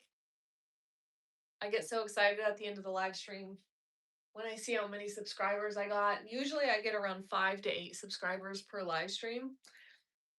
But yesterday I got 80 subscribers and I was so excited. Like it was such a big deal to me to get 80 subscribers off of the live stream. So I'm really hoping that we can continue some of these trends upwards with the numbers and engagements just because it really does mean the world to me. Like personally, it's a huge goal of mine to have a successful YouTube channel. So every subscription really does matter to me. And yep, you're looking for an easy, free way to make somebody's day, give me a subscription. Hit the like button on this video so that it also can get pushed out to 1 or 2 more people as it's going.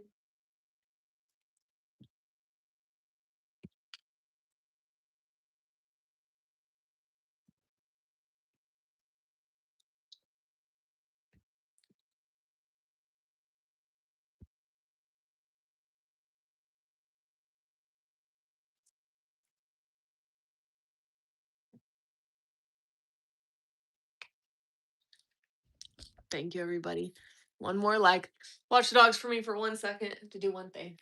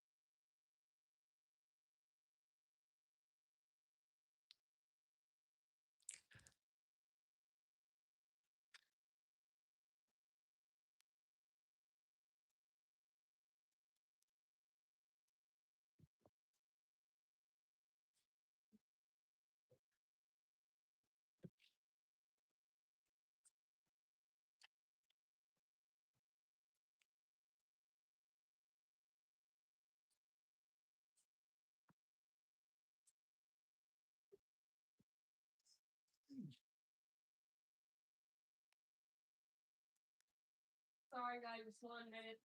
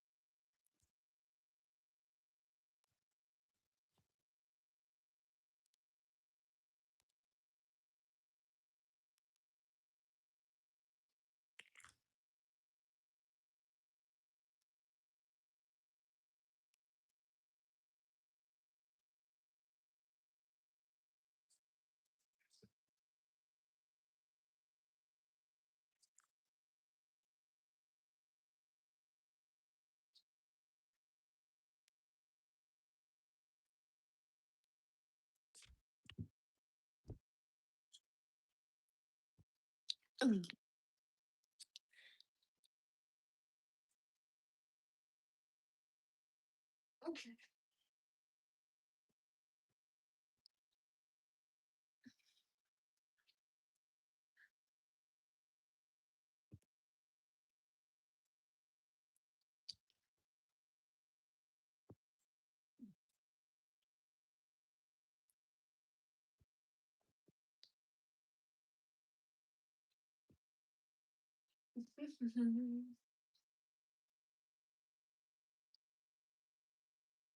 Hello.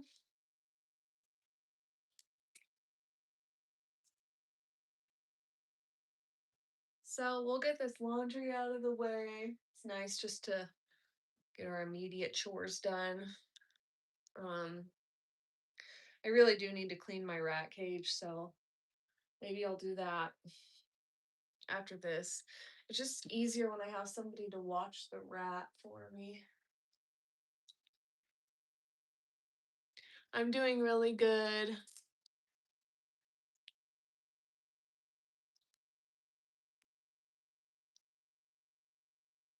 I also got some of my stuff in the mail for redoing my loft, so I can work on my loft as well if I want to do that.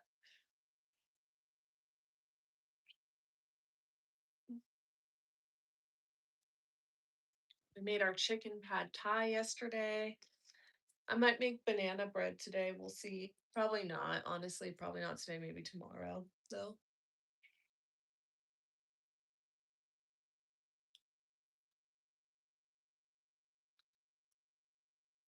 And I need to work on there's some stuff that I need to work on with my linen closet. Um But a part of me kind of wants to do my bathroom before I begin that.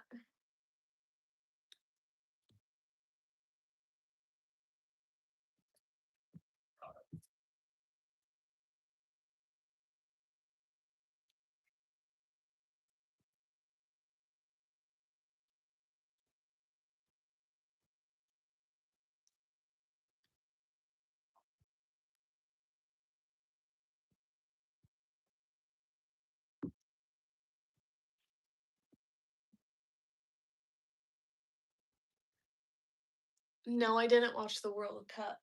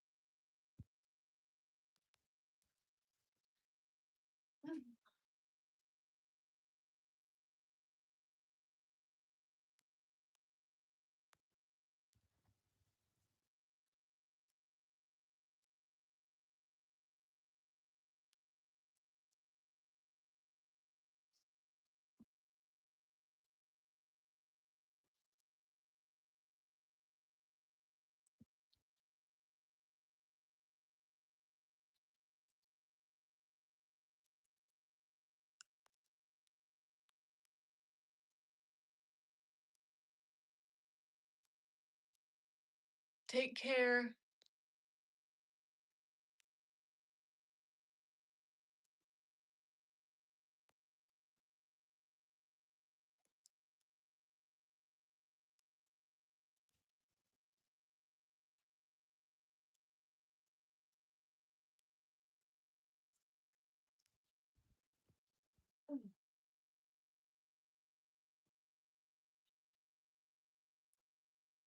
Yay, we're at 40 likes, everybody.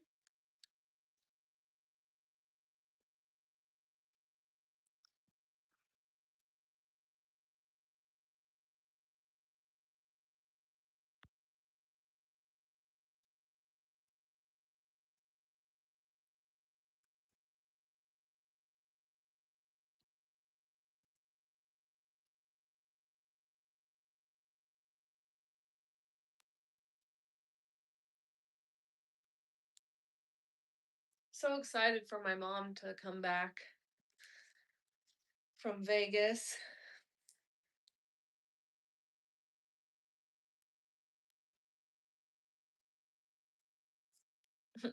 As I'm doing all of her laundry, I'm like, where is she?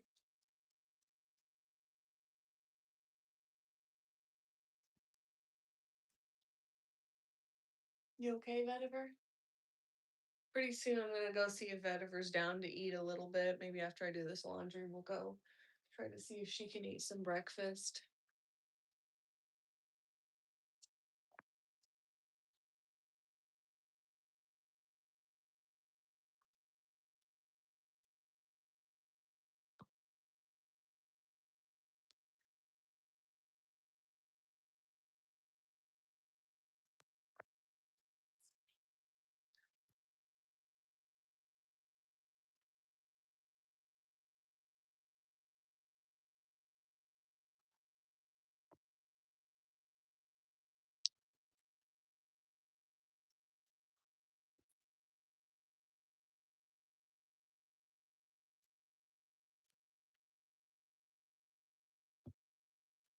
All the stuff I'm gonna hang in my closet, I set on my ottoman right there.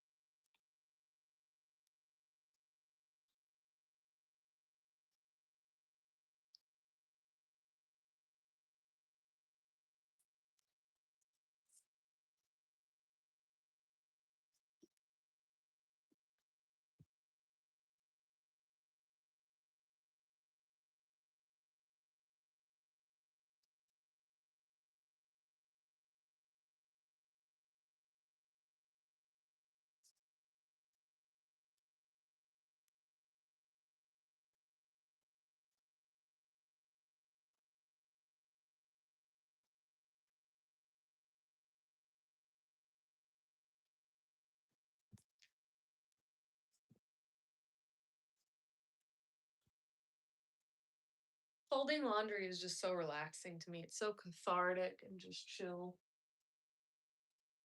It's like it's productive, but not like overstimulating, which I really appreciate.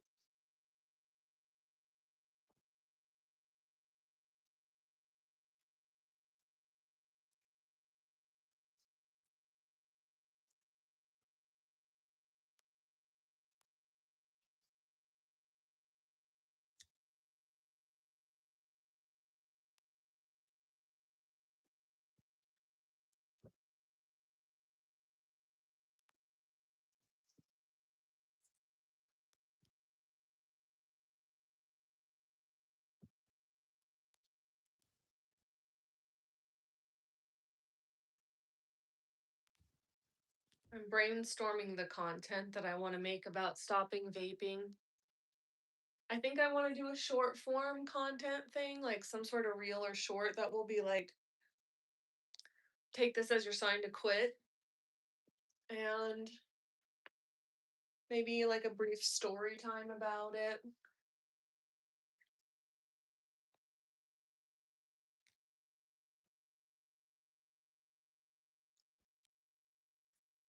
There's an audio and it's like, you're gonna look for me and I'll be gone. I might use that audio.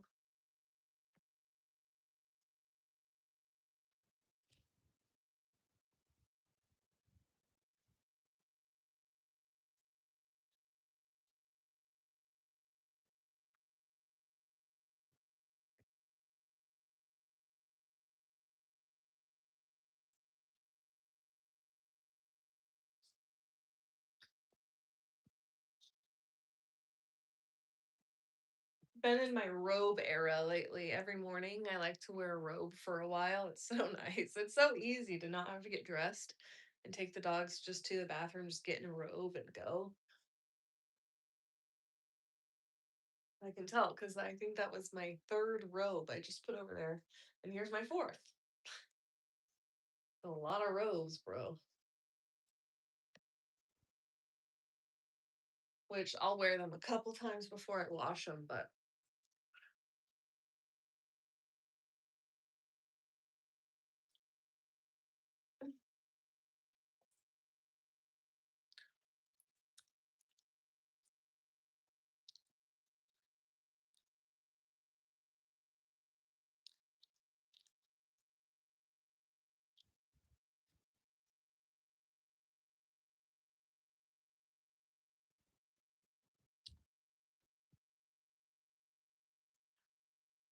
we got 11 people in here.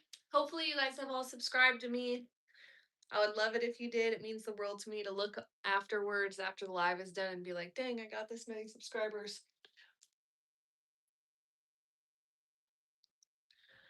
And if you can, get me to 45 likes. We're at 17 people.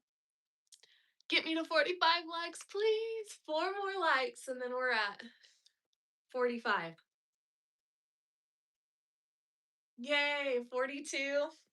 3 more likes, you guys, then we'll be at 45. That will mean the world to me. This towel stack is getting really high.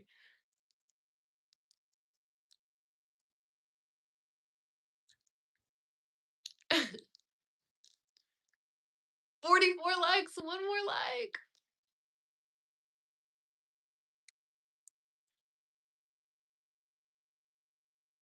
Like. Let's go. Thank you guys. You guys rock. If you haven't already, subscribed too. I don't know if you want to. 46 likes. Let's go. Oh my gosh, we're gonna be to 50.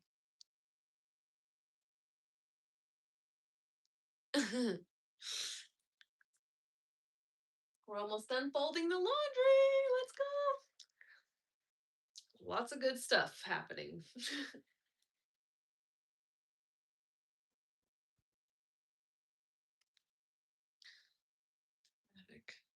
Why is this stuck together? Oh, was there a magic eraser in this thing and I washed it? I think that is indeed what happened. You're gonna look for me and I'll be gone. Thank you for subscribing, you guys. Thank you for liking. We're 3 likes away from having 50 likes. Let's go. Love that.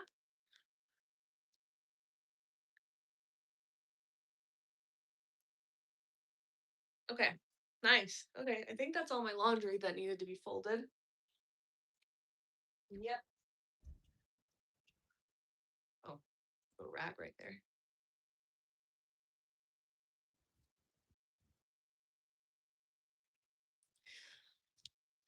Man, you guys, I'm just feeling so grateful. I'm feeling so grateful that I can't believe that I quit vaping. Like, this is such a big deal to me. I'm so grateful that most days I get to just look forward to the day. Like, I just remember a time where so many things made me feel like I was kind of like imprisoned, you know? I was like, there were so many non negotiables about my day. And I was always just waiting for the opportunity to finally be able to do something that I truly wanted to do. Like simple stuff, like just getting to like take some time to clean the house or just very simple things. But there was always something that had to come first. And I just didn't have that much time for these simple things in life that I wanted to do. And I never take it for granted that now, almost every single day, I get to I have time for myself every day. It's so nice. It's so, oh, like never take it for granted, you know? The more grateful you can be about those simple, Monday, everyday aspects, the more incredible life feels.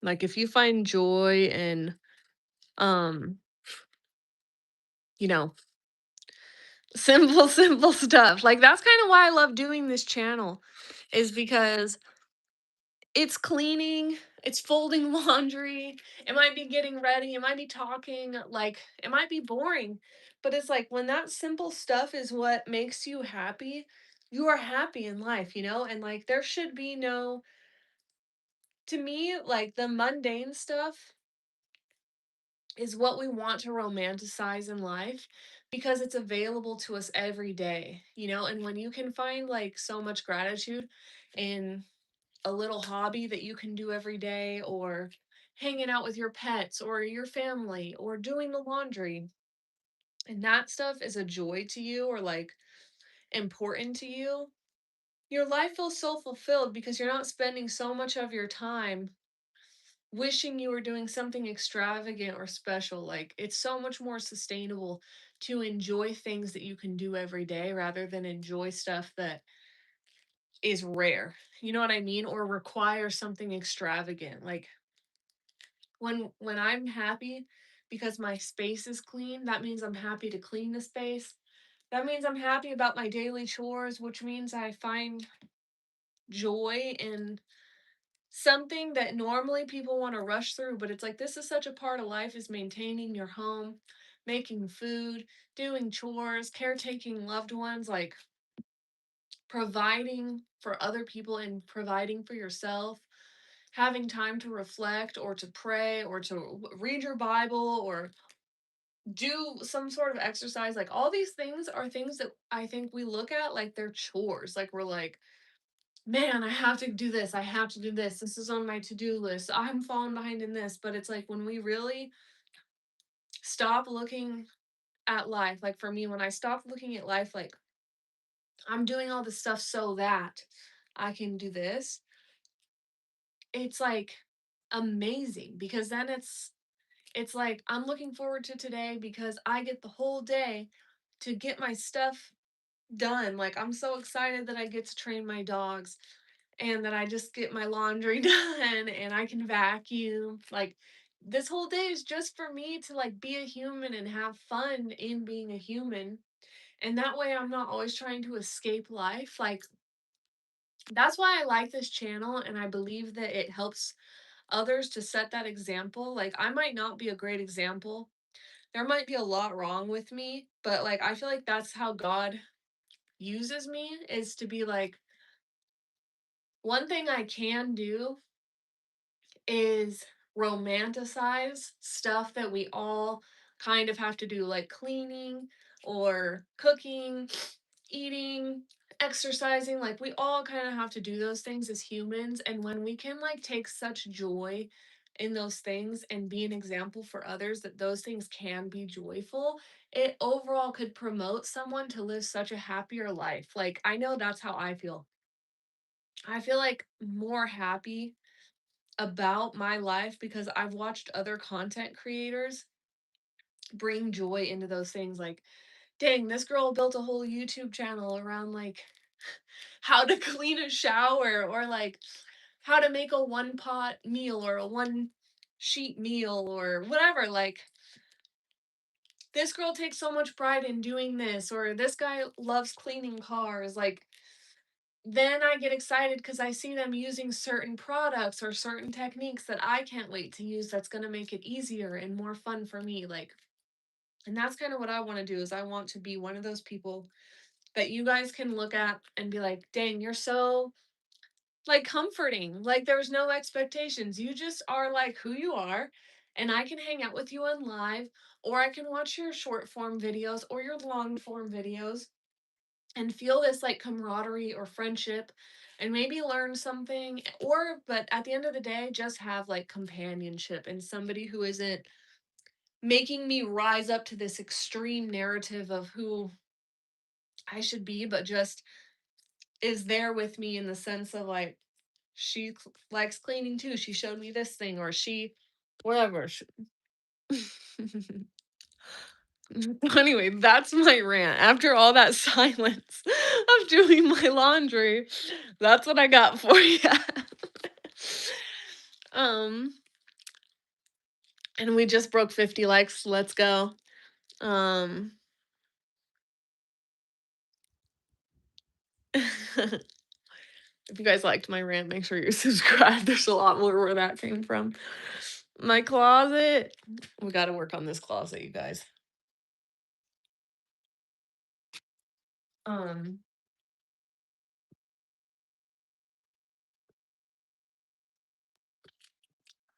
okay.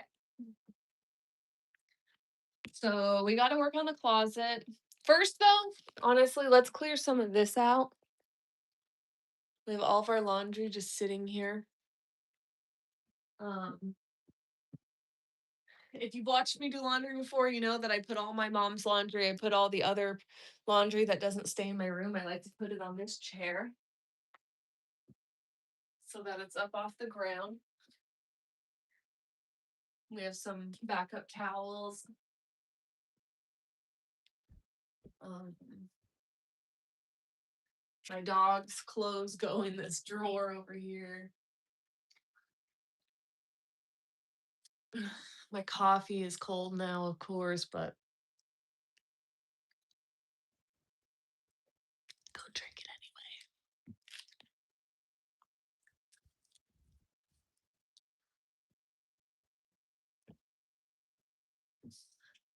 anyway. Lots and lots of towels.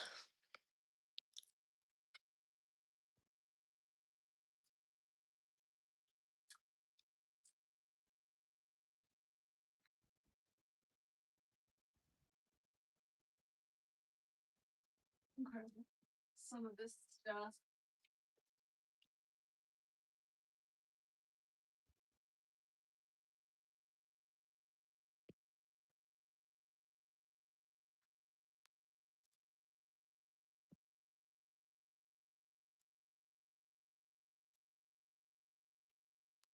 Okay.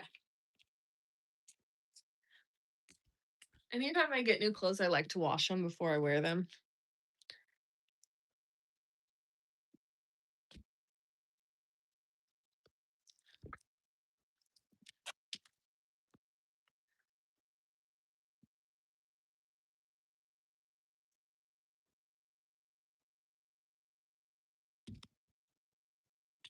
Dirty stuff.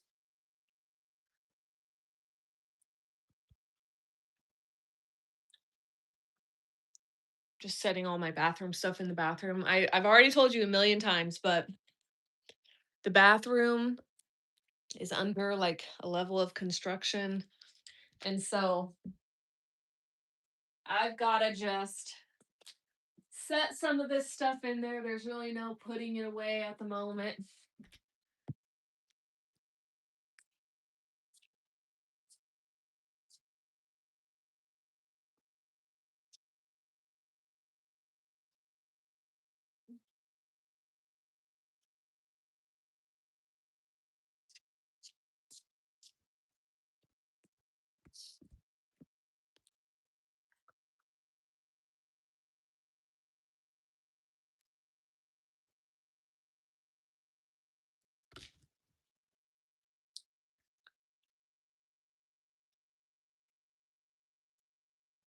Um, Random account.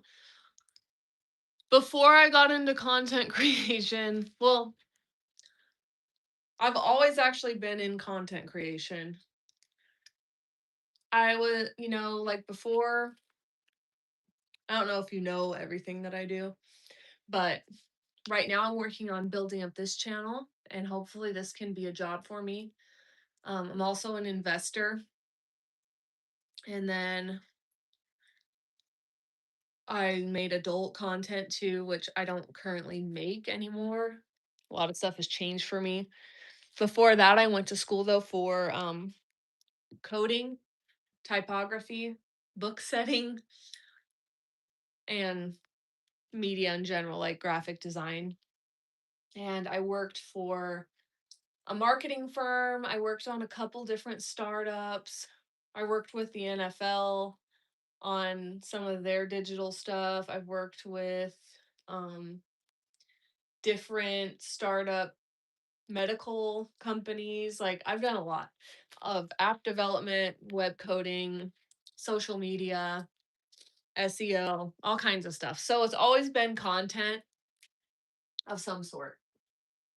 Um, but yeah, that was my career path always. And then I ended up just doing my own thing.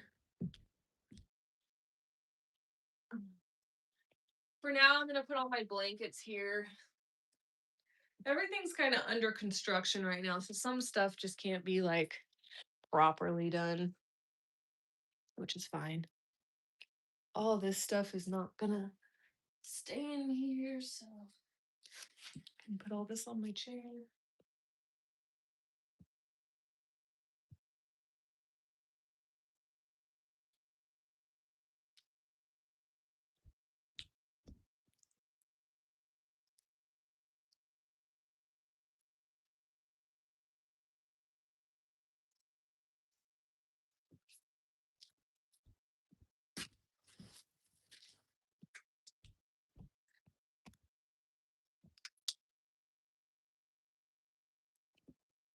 We're living off gums since we quit vaping, bro.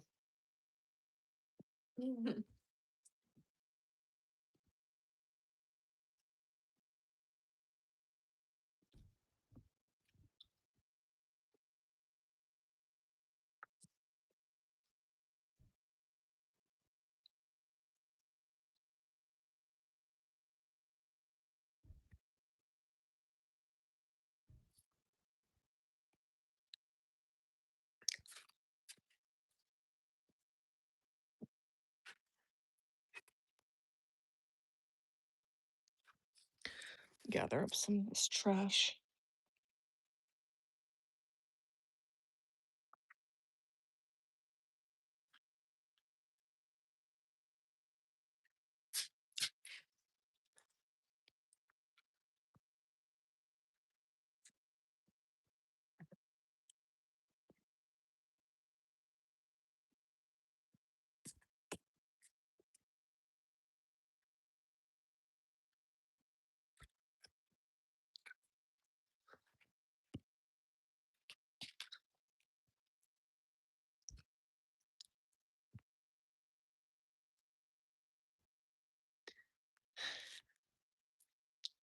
Subscribe!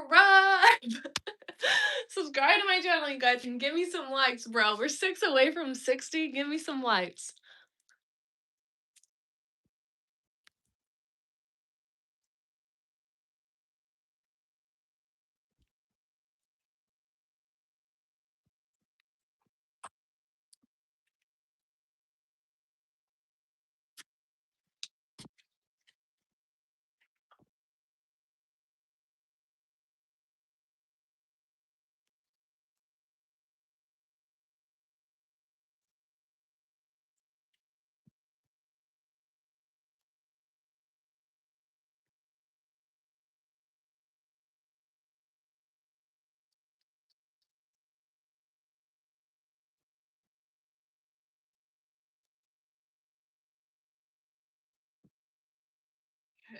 This stuff is dirty.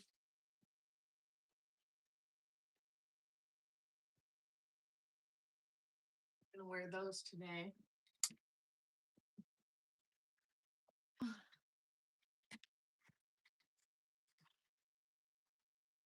Just kind of clearing out all the dirty stuff so that I can easily hang up all the clean stuff.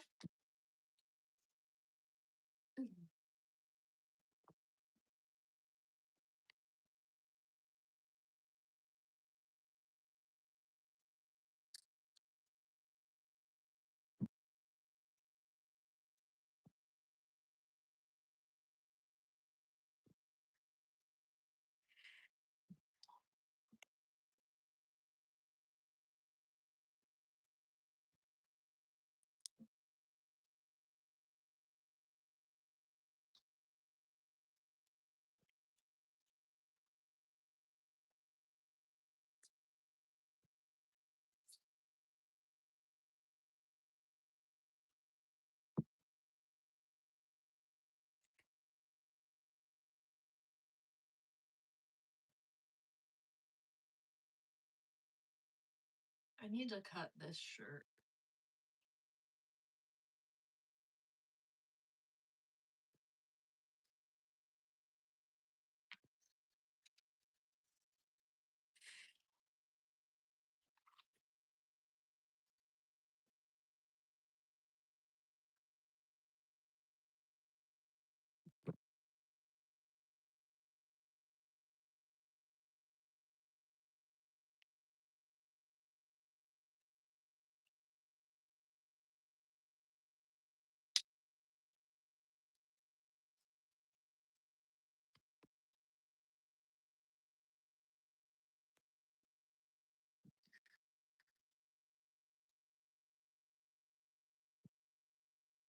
Okay.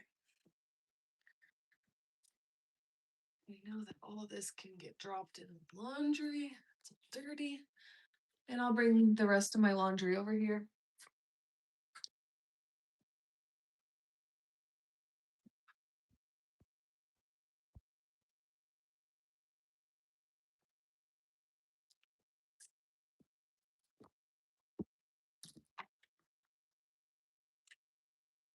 Easiest part is just getting my robes hung up right here.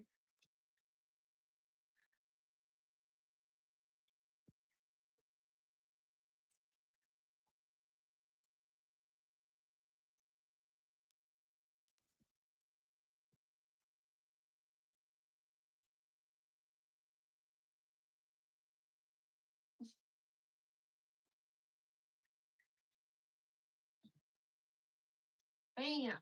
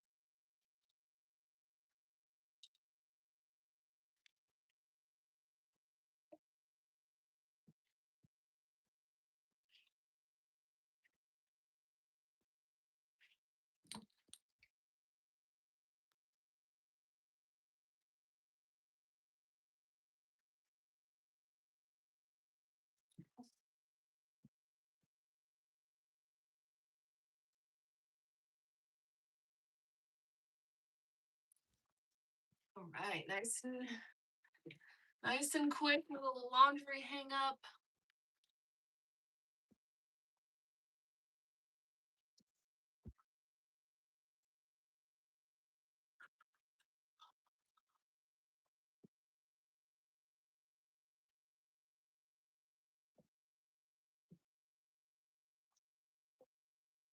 Cool.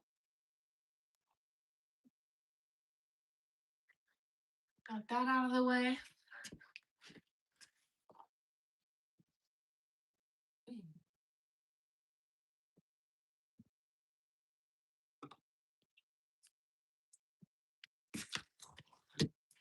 pretty chill.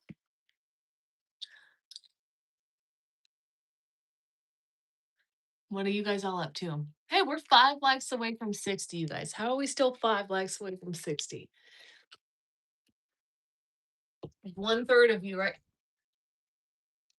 1/3 of you just tap in. We could get 60 likes. All right.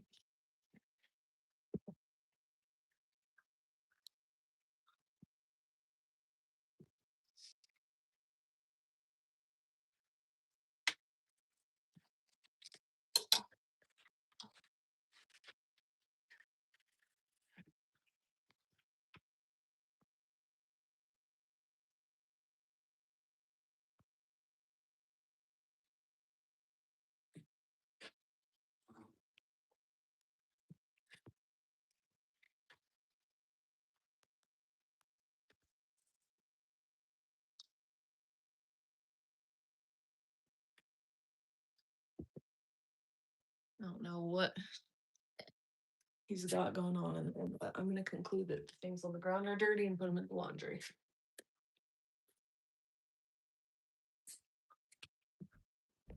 I'm not from Dakota.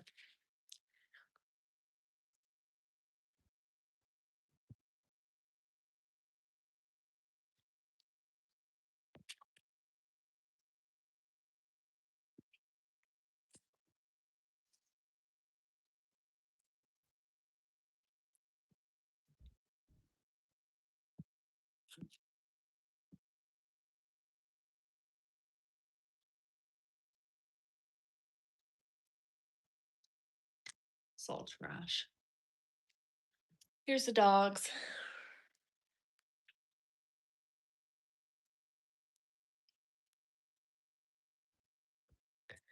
Everyone is nanite.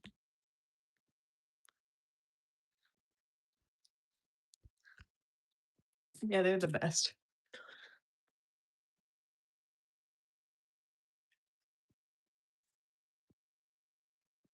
Can't wait to finish this bathroom, you guys.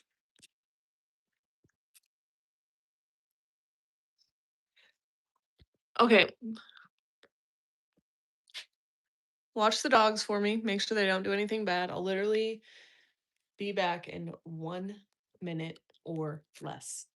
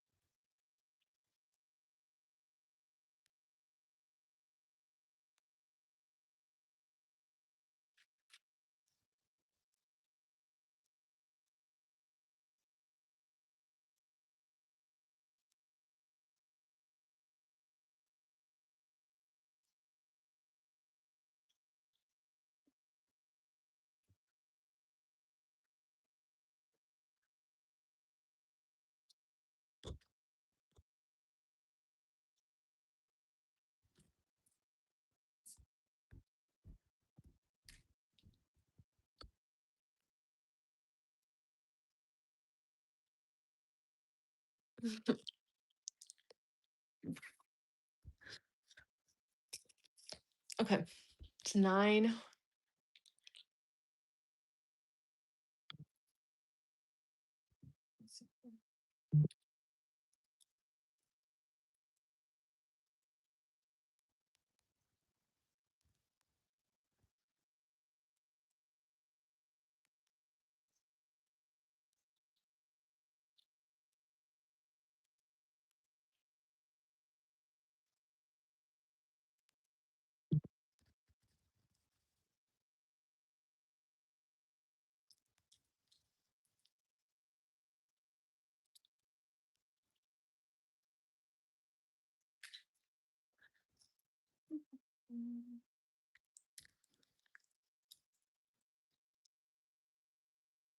I need to make some calls.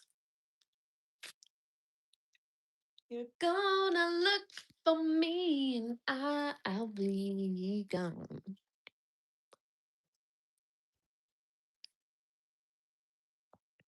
Hi, Garth Weaver. Um, I do need to make some calls for my bills.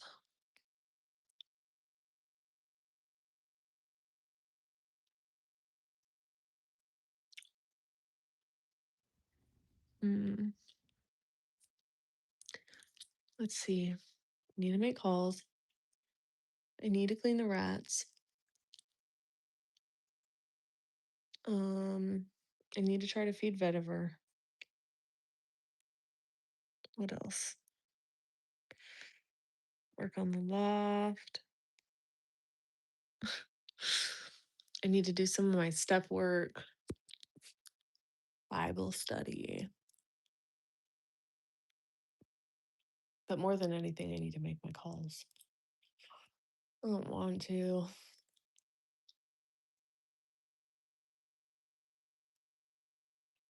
But in 2 hours, I have to go to dog training. Mm.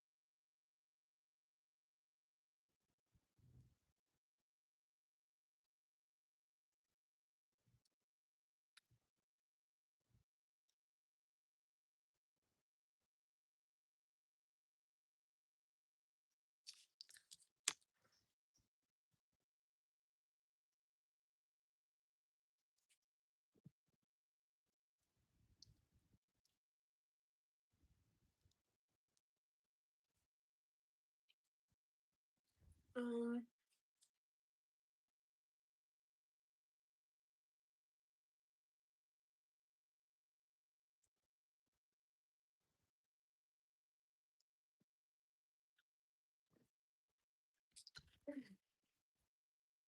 I just want to email these people.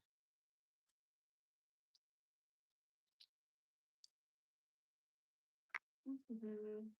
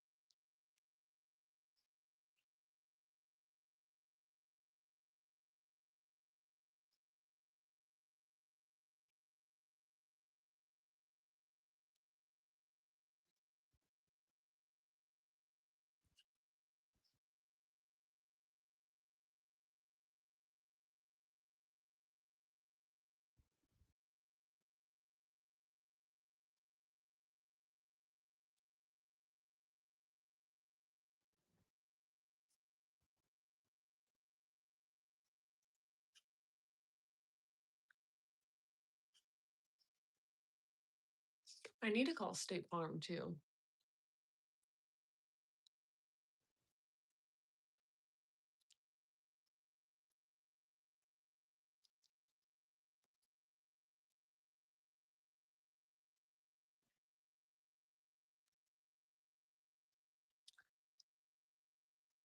La da da da da da da da da.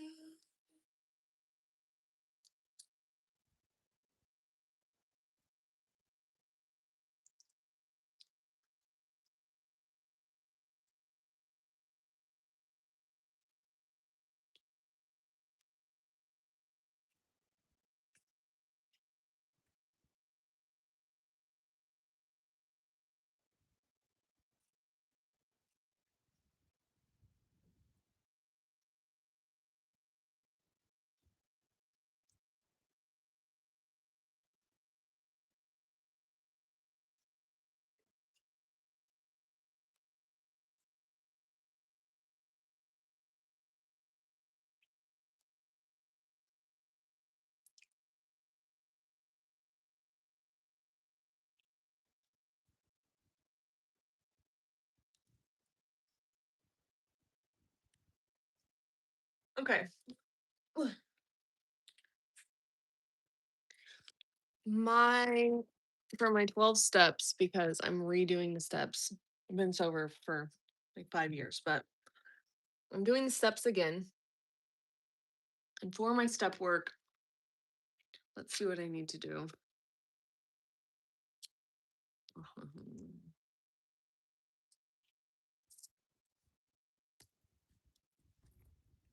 I must have put it in my red journal.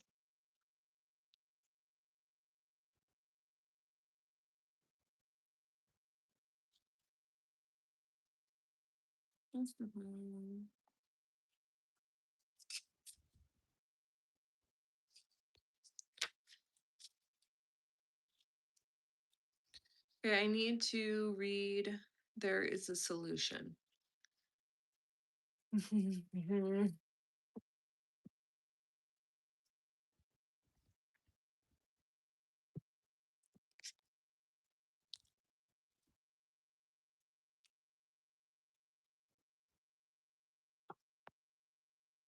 We already read the doctor's opinion.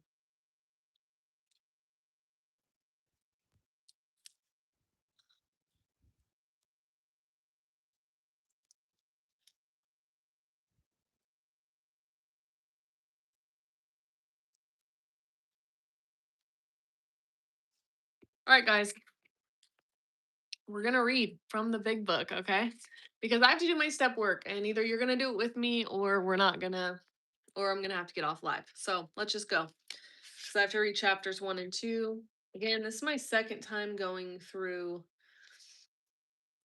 the steps with a new sponsor. This will be with a new sponsor. So I'm just going to grab a highlighter in case there's anything I really want to highlight in here.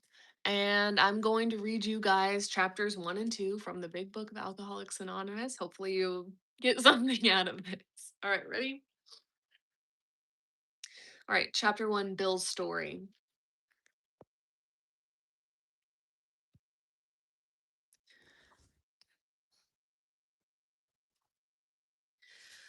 War fever ran high in New England town, to which we new young officers from Plattsburgh were assigned, and we were flattered when the first citizens took us to their homes, making us feel heroic. Here was love, applause, war, moments sublime with intervals hilarious. I was part of life at last, and in the midst of the excitement, I discovered liquor. So just to paint the picture here, this is Bill. He's one of the founders of Alcoholics Anonymous. And he's saying that war fever ran high in New England. This was, he was a soldier. Um, there were a lot of young officers who were excited when the citizens were taking them into their homes. So they were taking care of the soldiers, the citizens were. And it made them feel like heroes. He's saying there was love, applause, and war. Moments sublime with intervals hilarious. Okay. Um, yeah. He's feeling like he's part of life at last. So Bill is telling us he's a soldier, there's citizens around, he feels like a hero. And then in the midst of all of this is when he finds alcohol. Okay, so in the midst of excitement, I discovered liquor. I forgot the strong warnings and prejudices of my people concerning drink. So he had heard that there were problems with alcohol, but he didn't. He forgot because it felt good. In time, we sailed for over there. So he was very lonely and again turned alcohol. So now he's having to sail somewhere new and he's turning over to alcohol again. We landed in England. I visited Winchester Cathedral. Much moved, I wandered outside. My attention was caught by a dog roll on an old tombstone. So he's in a new place, he's been drinking, and here he comes across this tombstone, which on it reads, "Here lies a Hampshire grenadier who caught his death drinking small cold beer. Drinking cold small beer. A good soldier is never forgot, whether he dieth by musket or by pot." So he sees that a soldier has died of alcoholism, essentially. Ominous warning, which I failed to heed.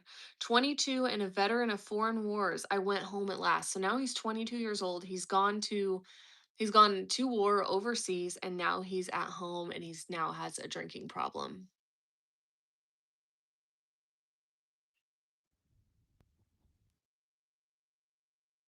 Let's go. Yeah, get your big book out. Um so yeah, you guys are doing my step work with me. Hope you don't mind, but we have to get this done. I mean, this again, I've read this book before. It's my second time doing the 12 steps, but I figure who knows, maybe this will help someone. Um all right. 22 and a veteran of foreign wars, I went home at last. I fancied myself a leader, for had not the men of my battery given me a special token of appreciation? My talent for leadership, I imagined, would place me at the head of vast enterprises, which I would manage with the utmost assurance. So he sees this warning that other people in his position have died thanks to their alcoholism. He's only 22 years old. He's just gotten home. He knows that he's a leader. He has valor about being a soldier. Um, Men around him are, appreciative of him and of his leadership. So he's lived some life, right? I took a night law course and obtained employment as investigator for a surety company. The drive for success was on. I'd proved to the world I was important. So now he's back from the war and here he is getting a job. My work took me about Wall Street, and little by little I became interested in the market. Many people lost money, but some became rich. Why not I? I studied economics and business as well as law. Potential alcoholic that I was, I nearly failed my law course. Go ahead. Got it. Um, okay, so now he's back from the war, and he's working on Wall Street, and he's also studying economics. But alcoholism is making him nearly fail his law course that he's taken.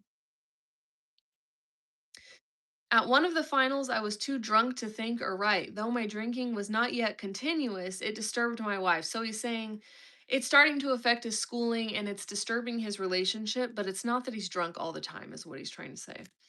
We had long talks when I would still her forebodings by telling her that men of genius conceive their best projects when drunk, that the most majestic constructions of philosophic thought were so derived. So he's trying to tell his wife, hey, look, this isn't really a problem, but he's using this example of like, a lot of geniuses and artists do their best work when they're under the influence of something. So he's trying to compare himself to one of the greats and finding a way to um make heroics around his addiction, which a lot of addicts do. They look to people that are not them and then say, like, hey, oh, well, a lot of the greats struggled with this. That might make me one of the greats. Okay, so by the time I had completed the course, I knew that law was not for me. The inviting maelstrom of Wall Street had me in its grip. Business and financial leaders were my hero. Out of this alloy of drink and speculation, I commenced to forge the weapon that one day would turn in its flight like a boomerang and all but cut me to ribbons. Living modestly, my wife and I saved $1,000. It went into certain securities, then cheap and rather unpopular. I rightly imagined that they would someday have a great rise. I failed to persuade my broker friends to send me out looking over factories and managements, but my wife and I decided to go anyway. I had developed a theory that most people lost money in stocks through ignorance of markets. I discovered many more reasons later on. We gave up our positions and off we roared on a motorcycle. The sidecar stuffed with tent blankets, a change of clothes, and 3 huge volumes of financial reference services. Our friends thought a lunacy commission should be appointed. Perhaps they were right. I had some success at speculation, so we had a little money. But we once worked on a farm for a month to avoid drawing on our small capital. That was the last honest manual labor on my part for many a day. We covered the whole eastern United States in a year. You want me to move my stuff, baby? Is it anyway?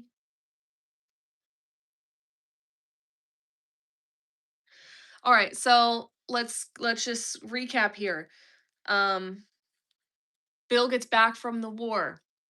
During the war, he's kind of a hero. He gets back when he's 22. He's been to England, he's gone to foreign war. He ends up going to school, but he actually wants to work on Wall Street, so now he's investing. He's on Wall Street, his drinking isn't that bad. It's not continuous, but his wife is concerned. He's made a little bit of excuses for his drinking. Now he is leaving um with his wife on a motorcycle, and they're kind of on a big road trip. Um he's still trying to maintain his investments, but his investments aren't going that great because he does have to stop and work on a farm with his wife, and he's foreshadowing that within this story, um that's the last of his honest work he's going to be doing for a while. So anyway, that's where we're at. Let's keep going. At the end of it, my reports to Wall Street procured me a position there and the use of a large expense account. The exercise of an option brought in more money, leaving us with a profit of several $1,000s for that year. For the next few years, fortune threw money and applause my way. I had arrived. My judgment and ideas were followed by many to the tune of paper millions. The great boom of the late 20s was seething and swelling. Drink was taking an important and exhilarating part in my life. There was loud talk in the jazz places uptown. Everyone spent in thousands and chattered in millions. Scoffers could scoff and be damned. I made a host of fair weather friends. Okay, so one of his options, his investments pays off a lot. Um, and he's going out, he's painting this picture where his friends are also like making a lot of money and he's going out on the town and doesn't care what anyone thinks. All right. My drinking assumed more serious proportions, continuing all day and almost every night. So now his drinking is all day, all night. The remonstrances of my friends terminated in a row, and I became a lone wolf. He's drinking a lot, and he doesn't have any more friends at this point. There were many unhappy scenes in our sumptuous apartment. Okay, now there's starting to be problems at home too with his wife. There had been no real infidelity, for loyalty to my wife, helped at times by extreme drunkenness, kept me out of those scrapes. He's saying he never cheated on his wife. In 1929, I contracted golf fever. We went at once to the country. My wife to applaud while I started out to overtake Walter Hagen. Liquor caught up with me much faster than I came up behind Walter. I began to be jittery in the morning. Okay, so now he wants to start golfing. He's picking up a new hobby, but liquor is just taking over that too. He can't even start up something new.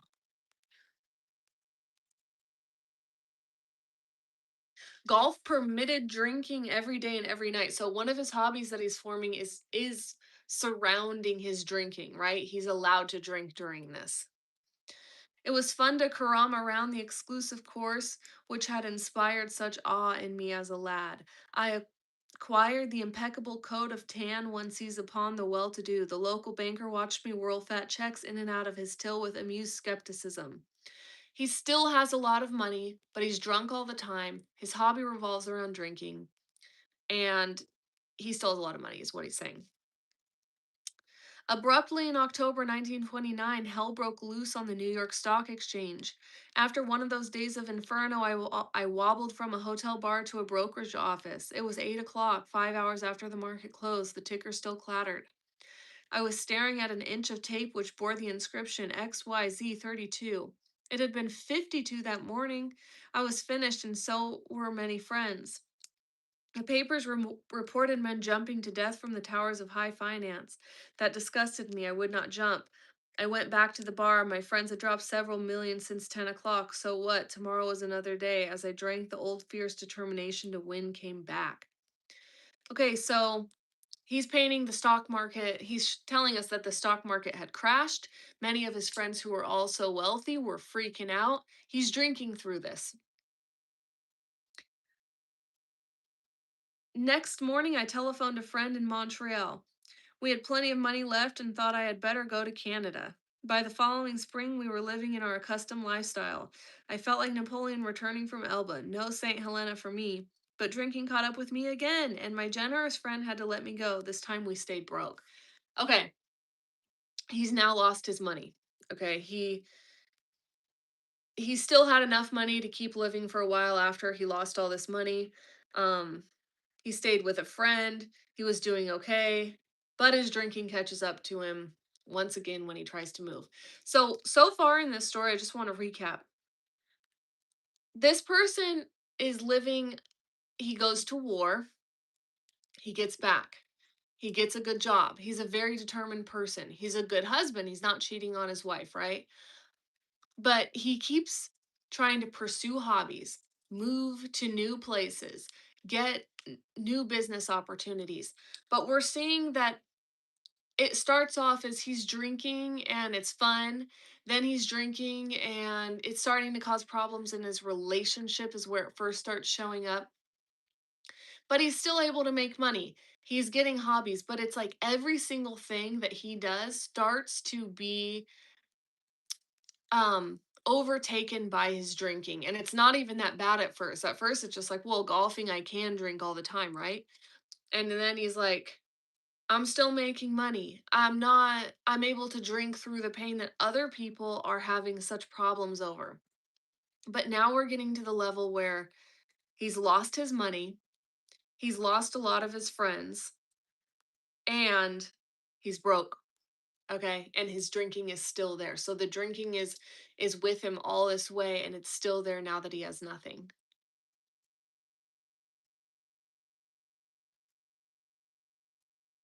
All right. This time we stayed broke. We went to live with my wife's parents. I found a job. I lost it as a result of a brawl with a taxi driver. Mercifully, no one could guess that I was to have no real employment for 5 years or hardly draw a sober breath. So, listen to this. He lost all his money. They go live with his wife's parents. He gets a job, but he lost it because he's getting into a fight with a taxi driver. Um, but no one could guess that he has no real employment for 5 years and can't draw a sober breath, meaning he was drunk and without a job for 5 years while he lived with his wife's parents.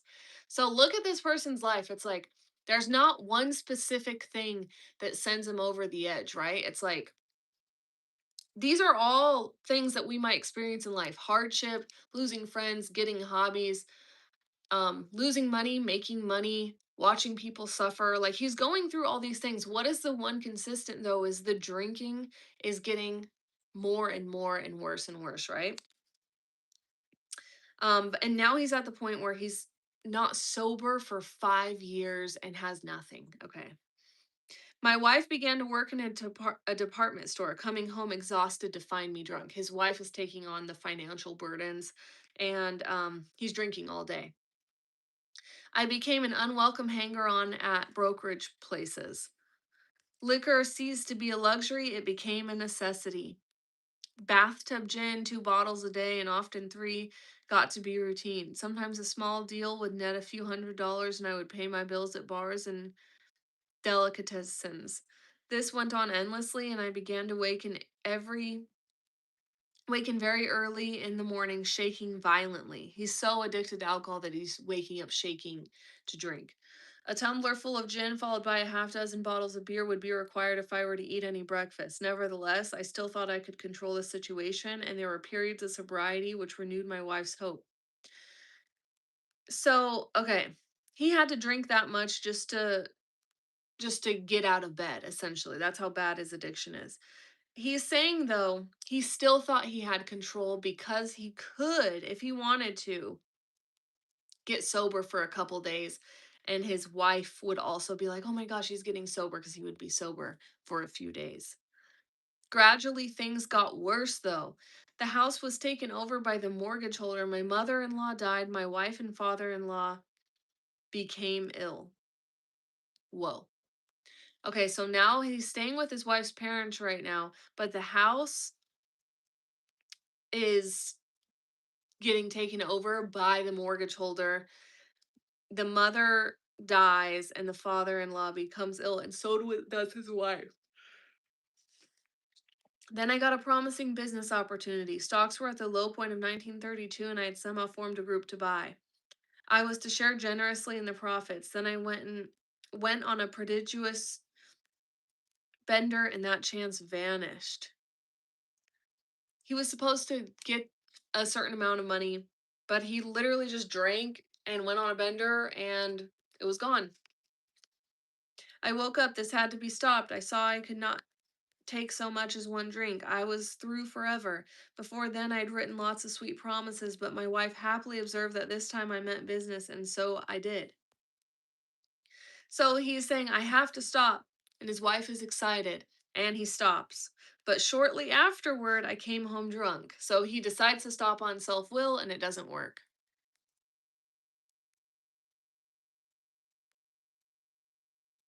Yes, it's a real story.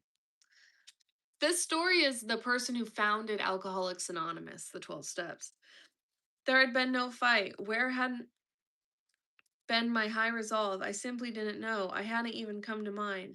Someone had pushed a drink my way and I had taken it. Was I crazy? I began to wonder, for such an appalling lack of perspective seemed near being just that. So he's like, how did that happen? How did I start drinking? I didn't even want to.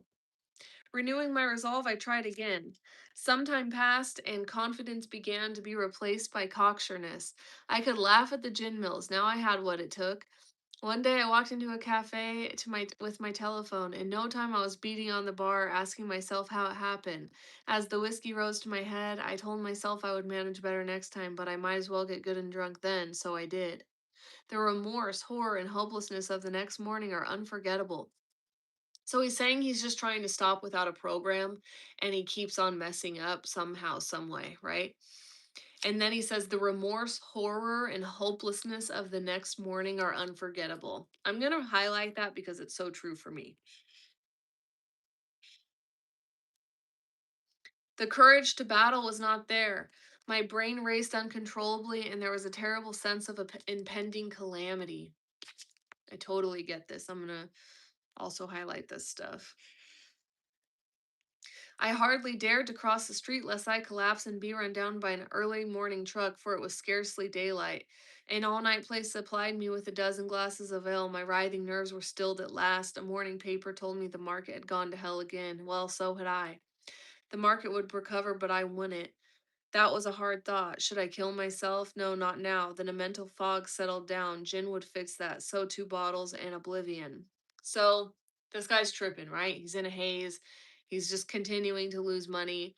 The only thing that's giving him reprieve from his anxiety is the thing that causes his anxiety. The mind and body are marvelous mechanisms, for mine endured this agony for 2 more years. So he's in this for years and years, you guys.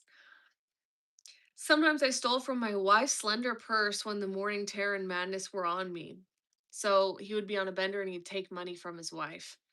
Again, I swayed dizzily before an open window or the medicine cabinet. There was my poison, cursing myself for a weakling. There were flights from city to country and back. My wife and I sought escape. So he's trying to also go on fun trips to, um,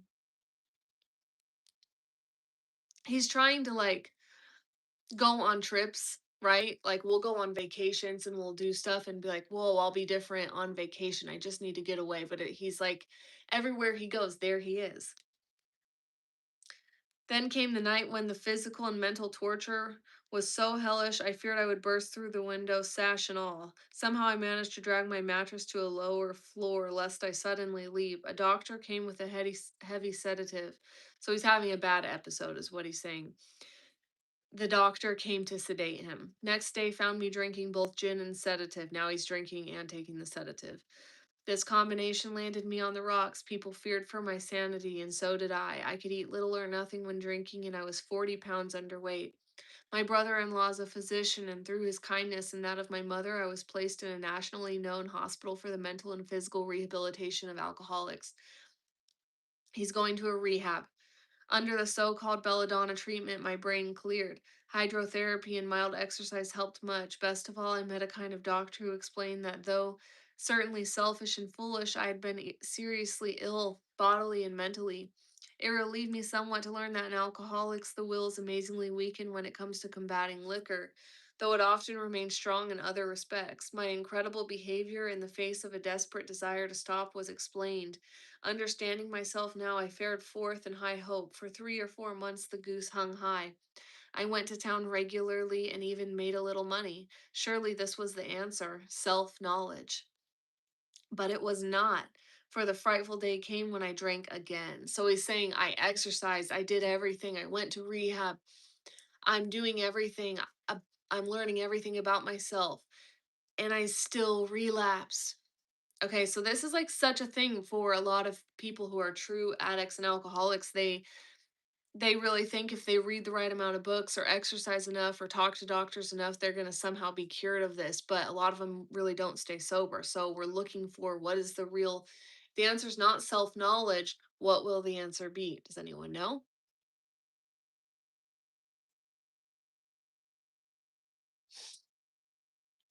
But it was not. Okay, so surely this was the answer, self knowledge, but it was not. For the frightful day came when I drank once more. The curve of my declining moral and bodily health fell off like a ski jump. So he's just getting worse and worse, he's saying. He did all this work and he's still getting worse. After a time, I returned to the hospital. This was the finish, the curtain, it seemed to me. So he's like, it's over, right? Like, there's nothing else. Everyone throw me some likes so we can get to 60 likes, please. No, this is the big book of Alcoholics Anonymous. We're in Bill's story. Okay, here we go. This was the finish, the curtain, it seemed to me. My weary and despairing wife was informed that it would all end with heart failure during delirium tremens, or I would develop a wet brain perhaps within a year. She would soon have to give me over to the undertaker or the asylum. So the doctors are telling him, you're going to die if you keep drinking like this. Or he's going to mess himself up mentally so bad that he's not ever going to be able to be at home.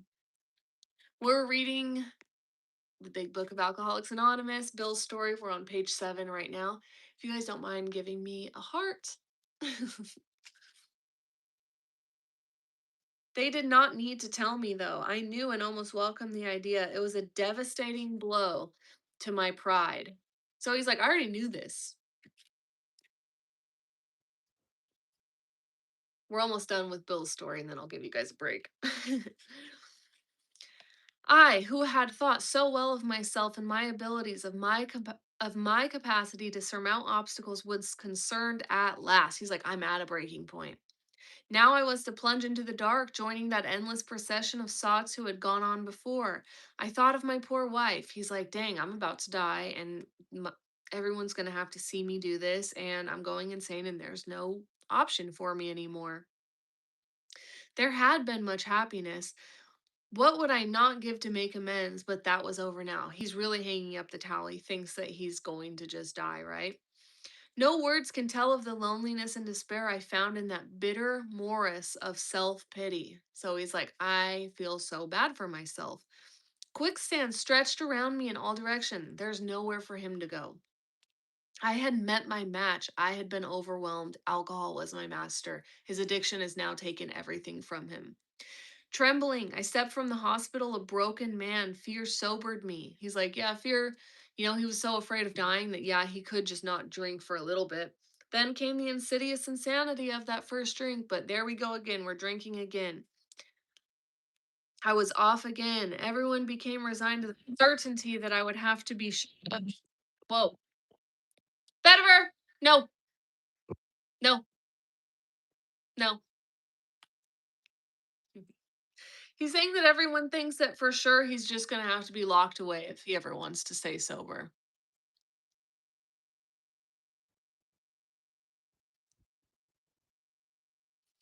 Okay. Trembling, I stepped from the hospital, a broken man. Fear sobered me a bit. Then came the insidious insanity of that first drink. I was off again every day. Hey, Everyone became resigned to the certainty that I would have to be shut up somewhere or would stumble along into a miserable end. How dark it is before the dawn. In reality, that was the beginning of my last debauch. I was soon to be catapulted into what I like to call the fourth dimension of existence. I was to know happiness, peace, and usefulness in a way of life that is incredibly more wonderful as time passes.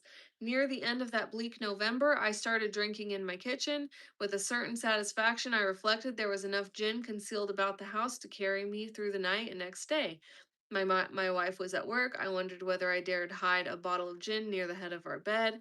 I would need it before daylight. He's happy right now because he can literally drink all day and all night, and that is providing him some level of comfort. But this gets interrupted by the telephone because there's a cheery voice of an old school friend asking if he might come over. He was sober, so his sober friend called and said, "Can I come over?" It was years since I could remember his coming to New York in the condition. I was amazed. Rumor had it he had been committed for alcoholic insanity. Another person is calling him who has been insane because of alcohol, and now he's sober and wants to come over. Rumor had it that he had been committed for alcoholic insanity. I wondered how he had escaped. Of course, you could come over and have dinner. And then I could drink openly with him? Unmindful of his welfare, I thought only of recapturing the spirit of other days. He thinks he's going to drink with this guy. There was that time we had chartered an airplane to complete a jag. His coming was an oasis in this dreary desert of futility. The very thing, an oasis, drinkers are like that. So drinkers are always just looking for like the next drink, essentially, is what he's saying. The door opened and he stood there, fresh skinned and glowing. This guy's sober. There was something about his eyes. He was inexplicably different. What had happened? So he's undergone some sort of change. His friend has undergone some sort of change. I pushed a drink across the table. He's trying to get his sober friend to drink. Kind of messed up, right? He refused it. Disappointed but curious, I wondered what had gotten into the fellow. He wasn't himself. He looks different. He's not taking the drink. And he's like, "Come, what's all this about?" I queried. He looked straight at me, simply, smilingly. He said, "I've got religion." Okay, so this guy has found God. I was aghast. So that was it. Last summer, an alcoholic crackpot. Now I suspected a little cracked about religion. He had that starry eyed look. Yes, the old boy was on fire, all right, but bless his heart, let him rant. Besides, my gin would last longer than his preaching. So he's saying, "Oh, God, here we go. This guy found God. Now he's sober. Um, Go ahead, let him talk to me about this. He looks all happy, but I can be drunker than he can be religious," is what he's saying, right? But he did no ranting. In matter of fact, he told how two men had appeared in court persuading the judge to suspend his commitment. They had told of a simple religious idea and a practical program of action. That was 2 months ago, and the result was self evident. It had worked. So, two religious people came and broke him out um of so the guy that came to his house, he's saying that two religious guys came and got him out of the mental asylum, and it had helped him get sober, and religious stuff had helped him get sober, and now he wanted to come over to Bill's house and talk to him about this and be like, "I know how you could get sober." So he had come to pass his experience along to me, if I cared to have it. I was shocked but interested. Certainly, I was interested. I had to be because I was hopeless. Remember, this guy's on the verge of death. Like, he's just like, has nothing in his life at this point. Everyone go follow my mom, Summerlin Boss. Everyone go subscribe to her. Throw me a couple likes. You guys were 3 likes away from 60. We're almost done with Bill's story, and then we'll do something else. But we'll just keep reading Bill's story a little bit, right? Okay. So his friends at his house, he was trying to get his friend to drink, but his friend's like, "No, dude, I'm actually sober. Two religious guys came and got me out of the rehab, the mental asylum, where I had been told I was going to be insane, just like Bill has been told he's going to be insane." Bill is still drinking, though. And this guy said, "I came here to help you get sober." He talked for hours. Childhood memories rose before me. I could hear the sound of the preacher's voice as I sat on still Sundays way over there on the hillside. There was preferred temperance pledge I never signed, my grandfather's good nature's contempt of some church folk and their doings, his insistence that the spheres really had their music, but his denial of the preacher's right to tell him how he must listen. His fearlessness, as he spoke of these things just before he died, the recollections welled up from the past. They made me swallow hard. The wartime day in Winchester Cathedral came back again. Okay, so he's saying he's starting to remember all these other religious people in his life.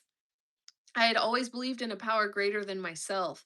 I had often pondered these things. I was not an atheist. Few people really are, for that means blind faith in a strange proposition that this universe originated in a cipher and aimlessly rushes nowhere. So he's saying, "Look, it's not that I don't believe in anything. There is something out there. My intellectual heroes, the chemists, the astronomers, even the evolutionists, suggested vast laws and forces at work. Despite contrary indications, I had little doubt that a mighty purpose and rhythm underlay it all. How could there be so much of precise, immutable law and no intelligence? I simply had to believe in a spirit of the universe who knew neither time nor limitation, but that was as far as I had gone. With ministers and the world's religions, I parted right there. When they talked of a God personal to me who was love, superhuman strength, and direction, I became irritated and my mind snapped shut against the theory. So he's saying, "Yeah, I know that there's something, but I don't think God actually is God where he actually loves and knows me."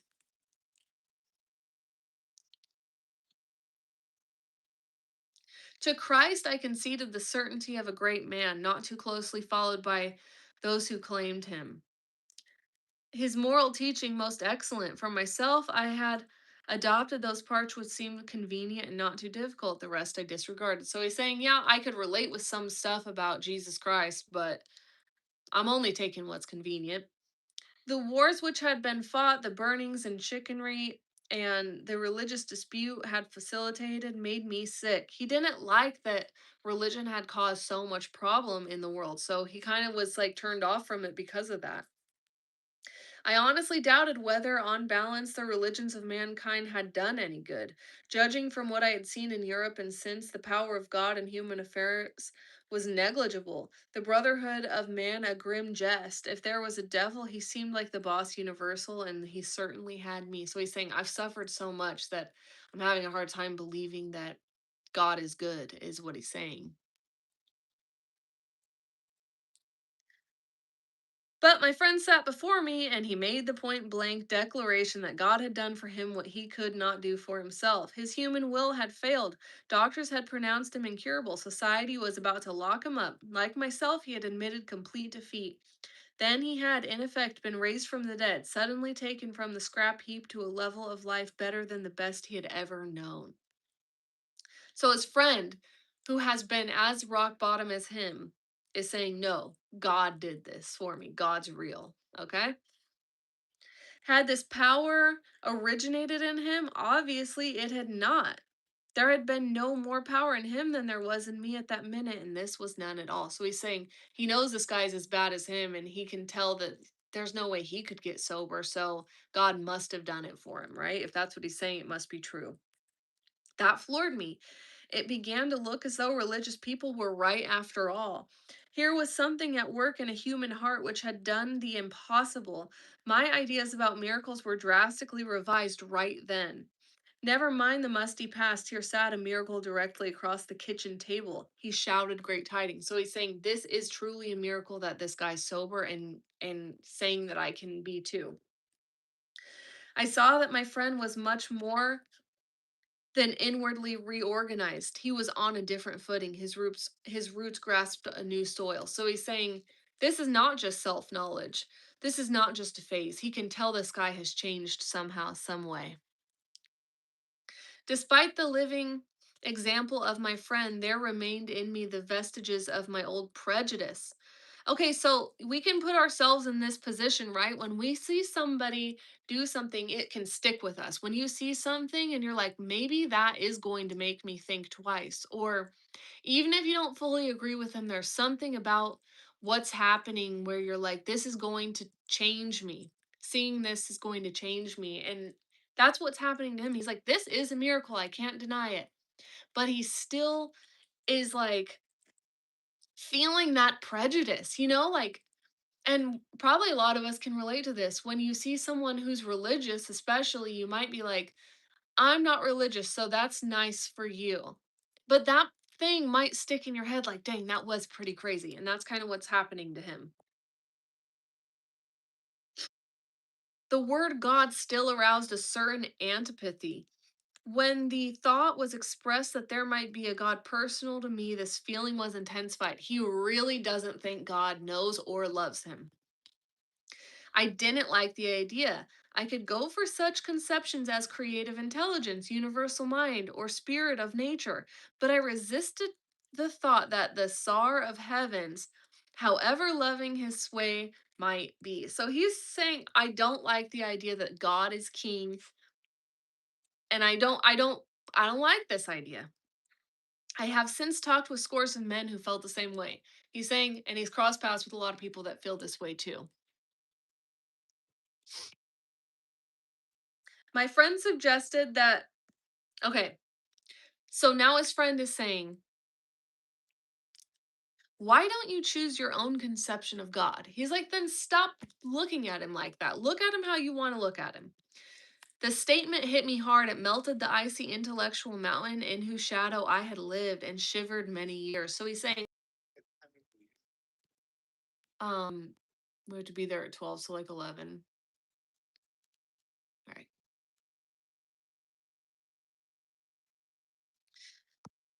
Okay, so he's literally saying, like, dang, I let this idea of, I didn't like the idea of what I thought other people thought God was. So he's saying everyone else said God was like this. And that made me mad. I didn't want to agree with them. So I just didn't want to think about God at all. And then his friend goes, dude, look at God however you want to look at him. Just look at him. And he's like, oh, I could do that? It's insane, right? Like he thinks like, wow, this is so wild. I let this stop me all this time and now I can actually feel God. He's saying, I stood in the sunlight at last. It was only a matter of being willing to believe in a power greater than myself. Nothing more was required of me to make my beginning. So he's saying, I didn't even have to do anything but just be willing to believe. Um I saw that growth could start from that point. Upon a foundation of complete willingness, I might build what I saw in my friend. So he's saying, as long as I'm willing to believe in God, I could be like my friend who has been restored from the insanity of alcoholism, has lost everything, has been pronounced insane. He's been made new, I can tell. He's not drinking. He's as bad as me and he's been restored to sanity. All I have to do is believe in something bigger than me and a God bigger than me of my own understanding in order to get to the point my friend's at. He's like, that's all that's required. Perfect. Thus was I convinced that God is concerned with us humans when we want him enough. So he's just like, dang, now I finally can believe that God cares about me. The scales of pride and prejudice fell from my eyes. He's like, I'm done thinking about what everybody else thinks about God. I just want to have my own relationship to God. Okay.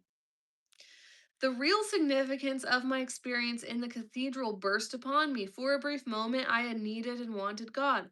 There had been a humble willingness to have him with me, and he came. But soon the sense of his presence had been blotted out by worldly clamors, mostly those within myself. And so it had been ever since. How blind I had been. At the hospital, I was separated from alcohol for the last time. Treatment seemed wise, for I showed signs of delirium. There I humbly offered myself to God as I then understood him to do with me as he would. So he's saying, I was still going crazy. And finally, I just said, God, go ahead and do your will.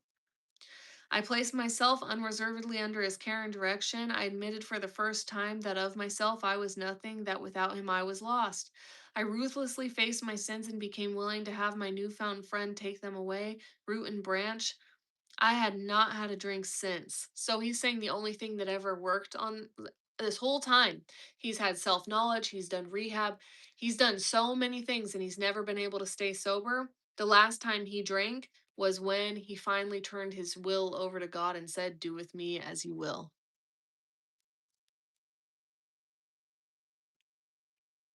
My schoolmate visited me and I fully acquainted with him, my problems and deficiencies. We made a list of people I had hurt. So that same friend that told him about all of this is having him go over where had he been deficient in his life? What sort of problems had he had? And he has him make a list of the people he hurt and also the people that he is resentful towards, which later on this becomes a part of the 12 steps. He expressed his entire willingness to approach these individuals that he was both resentful to or had problems with, and he wanted to admit his wrong. Never was he to be critical of them. I was right. I was to right. No.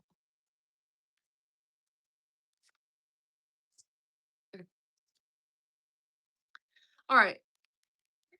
So this is a foundation of the 12 steps being made here.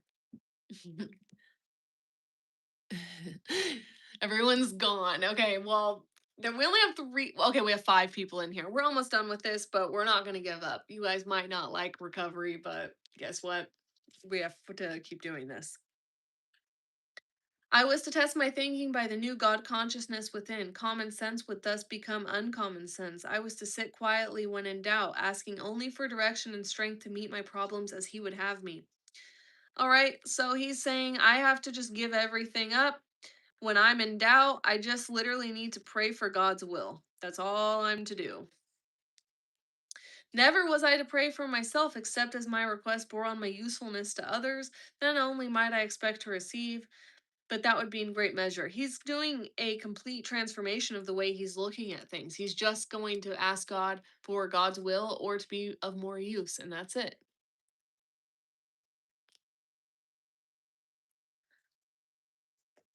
So honesty and humility become essential requirements. Simple but not easy, a price was to be paid. It meant destruction of self-centeredness. I must turn in all things to the Father of light who presides over us all. So he's saying, I'm going to give everything to God. These were revolutionary and drastic proposals. This is not his normal thing. He is not normally into this idea of God, and now suddenly he's giving everything to God. There was a sense of victory followed by such a peace and serenity that I had never known. He's saying, I can't even believe I was missing out on all of this because I finally am doing, he's finally able to be sober. He's finally able to be sane. He's doing all these things. He has utter confidence. He's lifted up. Um, God comes to most men gradually, but his impact on me was sudden and profound. So he's saying, finally, finally he's restored from all that insanity, all the drinking. For a moment, I was alarmed and I called my friend. The doctor asked if I were still sane. He listened in wonder as I talked. Finally, he shook his head, saying, something happened to you that I don't understand, but you had better hang on to it. Anything is better than the way you were. So even the doctor is like, whatever you're doing, you got to keep doing, man, because you were about to die. The good doctor now sees many men who have experiences. He knows that they are real. While I lay in the hospital, the thought came that there were thousands of hopeless alcoholics who might be glad to have what I had been freely given. Perhaps I could help some of them. They in turn might work with others. So he's saying his friend came over and he saw that change in his friend, and now the doctor's seeing it in him. And now he's thinking there's probably thousands of people suffering the way I was suffering. Let's try to help these addicts and alcoholics. My friend had emphasized the absolute necessity of demonstrating these principles in all of my affairs. So his friend even said, yeah, you need to be an example of all the things you've been learning. You need to practice everything that has helped you in everything that you do, right? Particularly, it was imperative for me to work with others as he had worked with me. You have to help other people. Faith without works was dead, he said. So you can believe in God all you want, but you're never going to be of service if you don't reach out and talk to people and try to help them. And how appallingly true for the alcoholic, for if an alcoholic failed to perfect and enlarge his spiritual life through work and self sacrifice for others, he would not survive the certain trials and low spots ahead. If he did not work, he would surely drink again, and if he drank, he would surely die. Then faith would be dead indeed. With us, it is just like that. So he's saying, without God, I can't really do anything, and I'll just die. That's what he's saying. He's just going to drink himself to death without God. My wife and I abandoned ourselves with enthusiasm to the idea of helping other alcoholics to find a solution to their problems. It was fortunate for my old business associates remained skeptical for a year and a half, during which I found little work. I was not too well at the time and was plagued by waves of self-pity and resentment. This sometimes nearly drove me back to drink, but I soon found that when all other measures failed, work with another alcoholic would save the day. Many times I had gone to my old hospital in despair. On talking to a man there, I would be amazingly lifted up and set on my feet. It is a design for living that works in rough going. So he's saying, yeah, there were still hard times, but every time I tried to help somebody else, I was restored to sanity.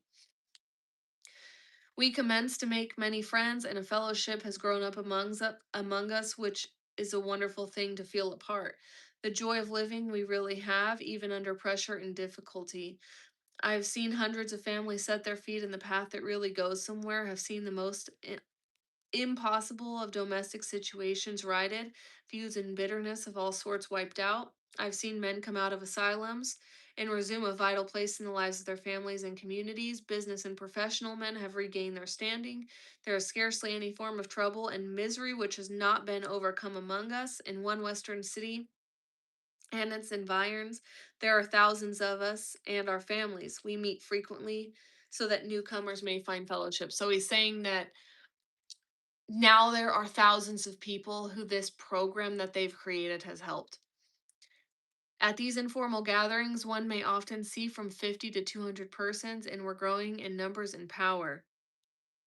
An alcoholic in his cups is an unlovable creature. Our struggles with them are variously strenuous, comic, and tragic. So he's saying, yeah, alcoholics who are still in active addiction, it's there's all sorts of strenuousness. It's almost funny, but it's always tragic. One poor chap committed suicide in my home. He could not or would not see our way of life. There is, however, a vast amount of fun about it all. So he's saying sometimes you see cases where it really does end up in worst case scenario. There is, however, a vast amount of fun about it all. I suppose some would be shocked at our seeming worldliness and levity, but just underneath there is a deadly earnestness. Faith has to work 24 hours a day and through us, or we perish.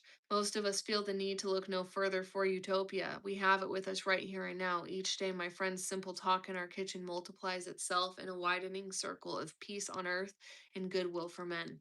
Bill W., the co founder of AA. Okay, here we go. Chapter 1 of the big book.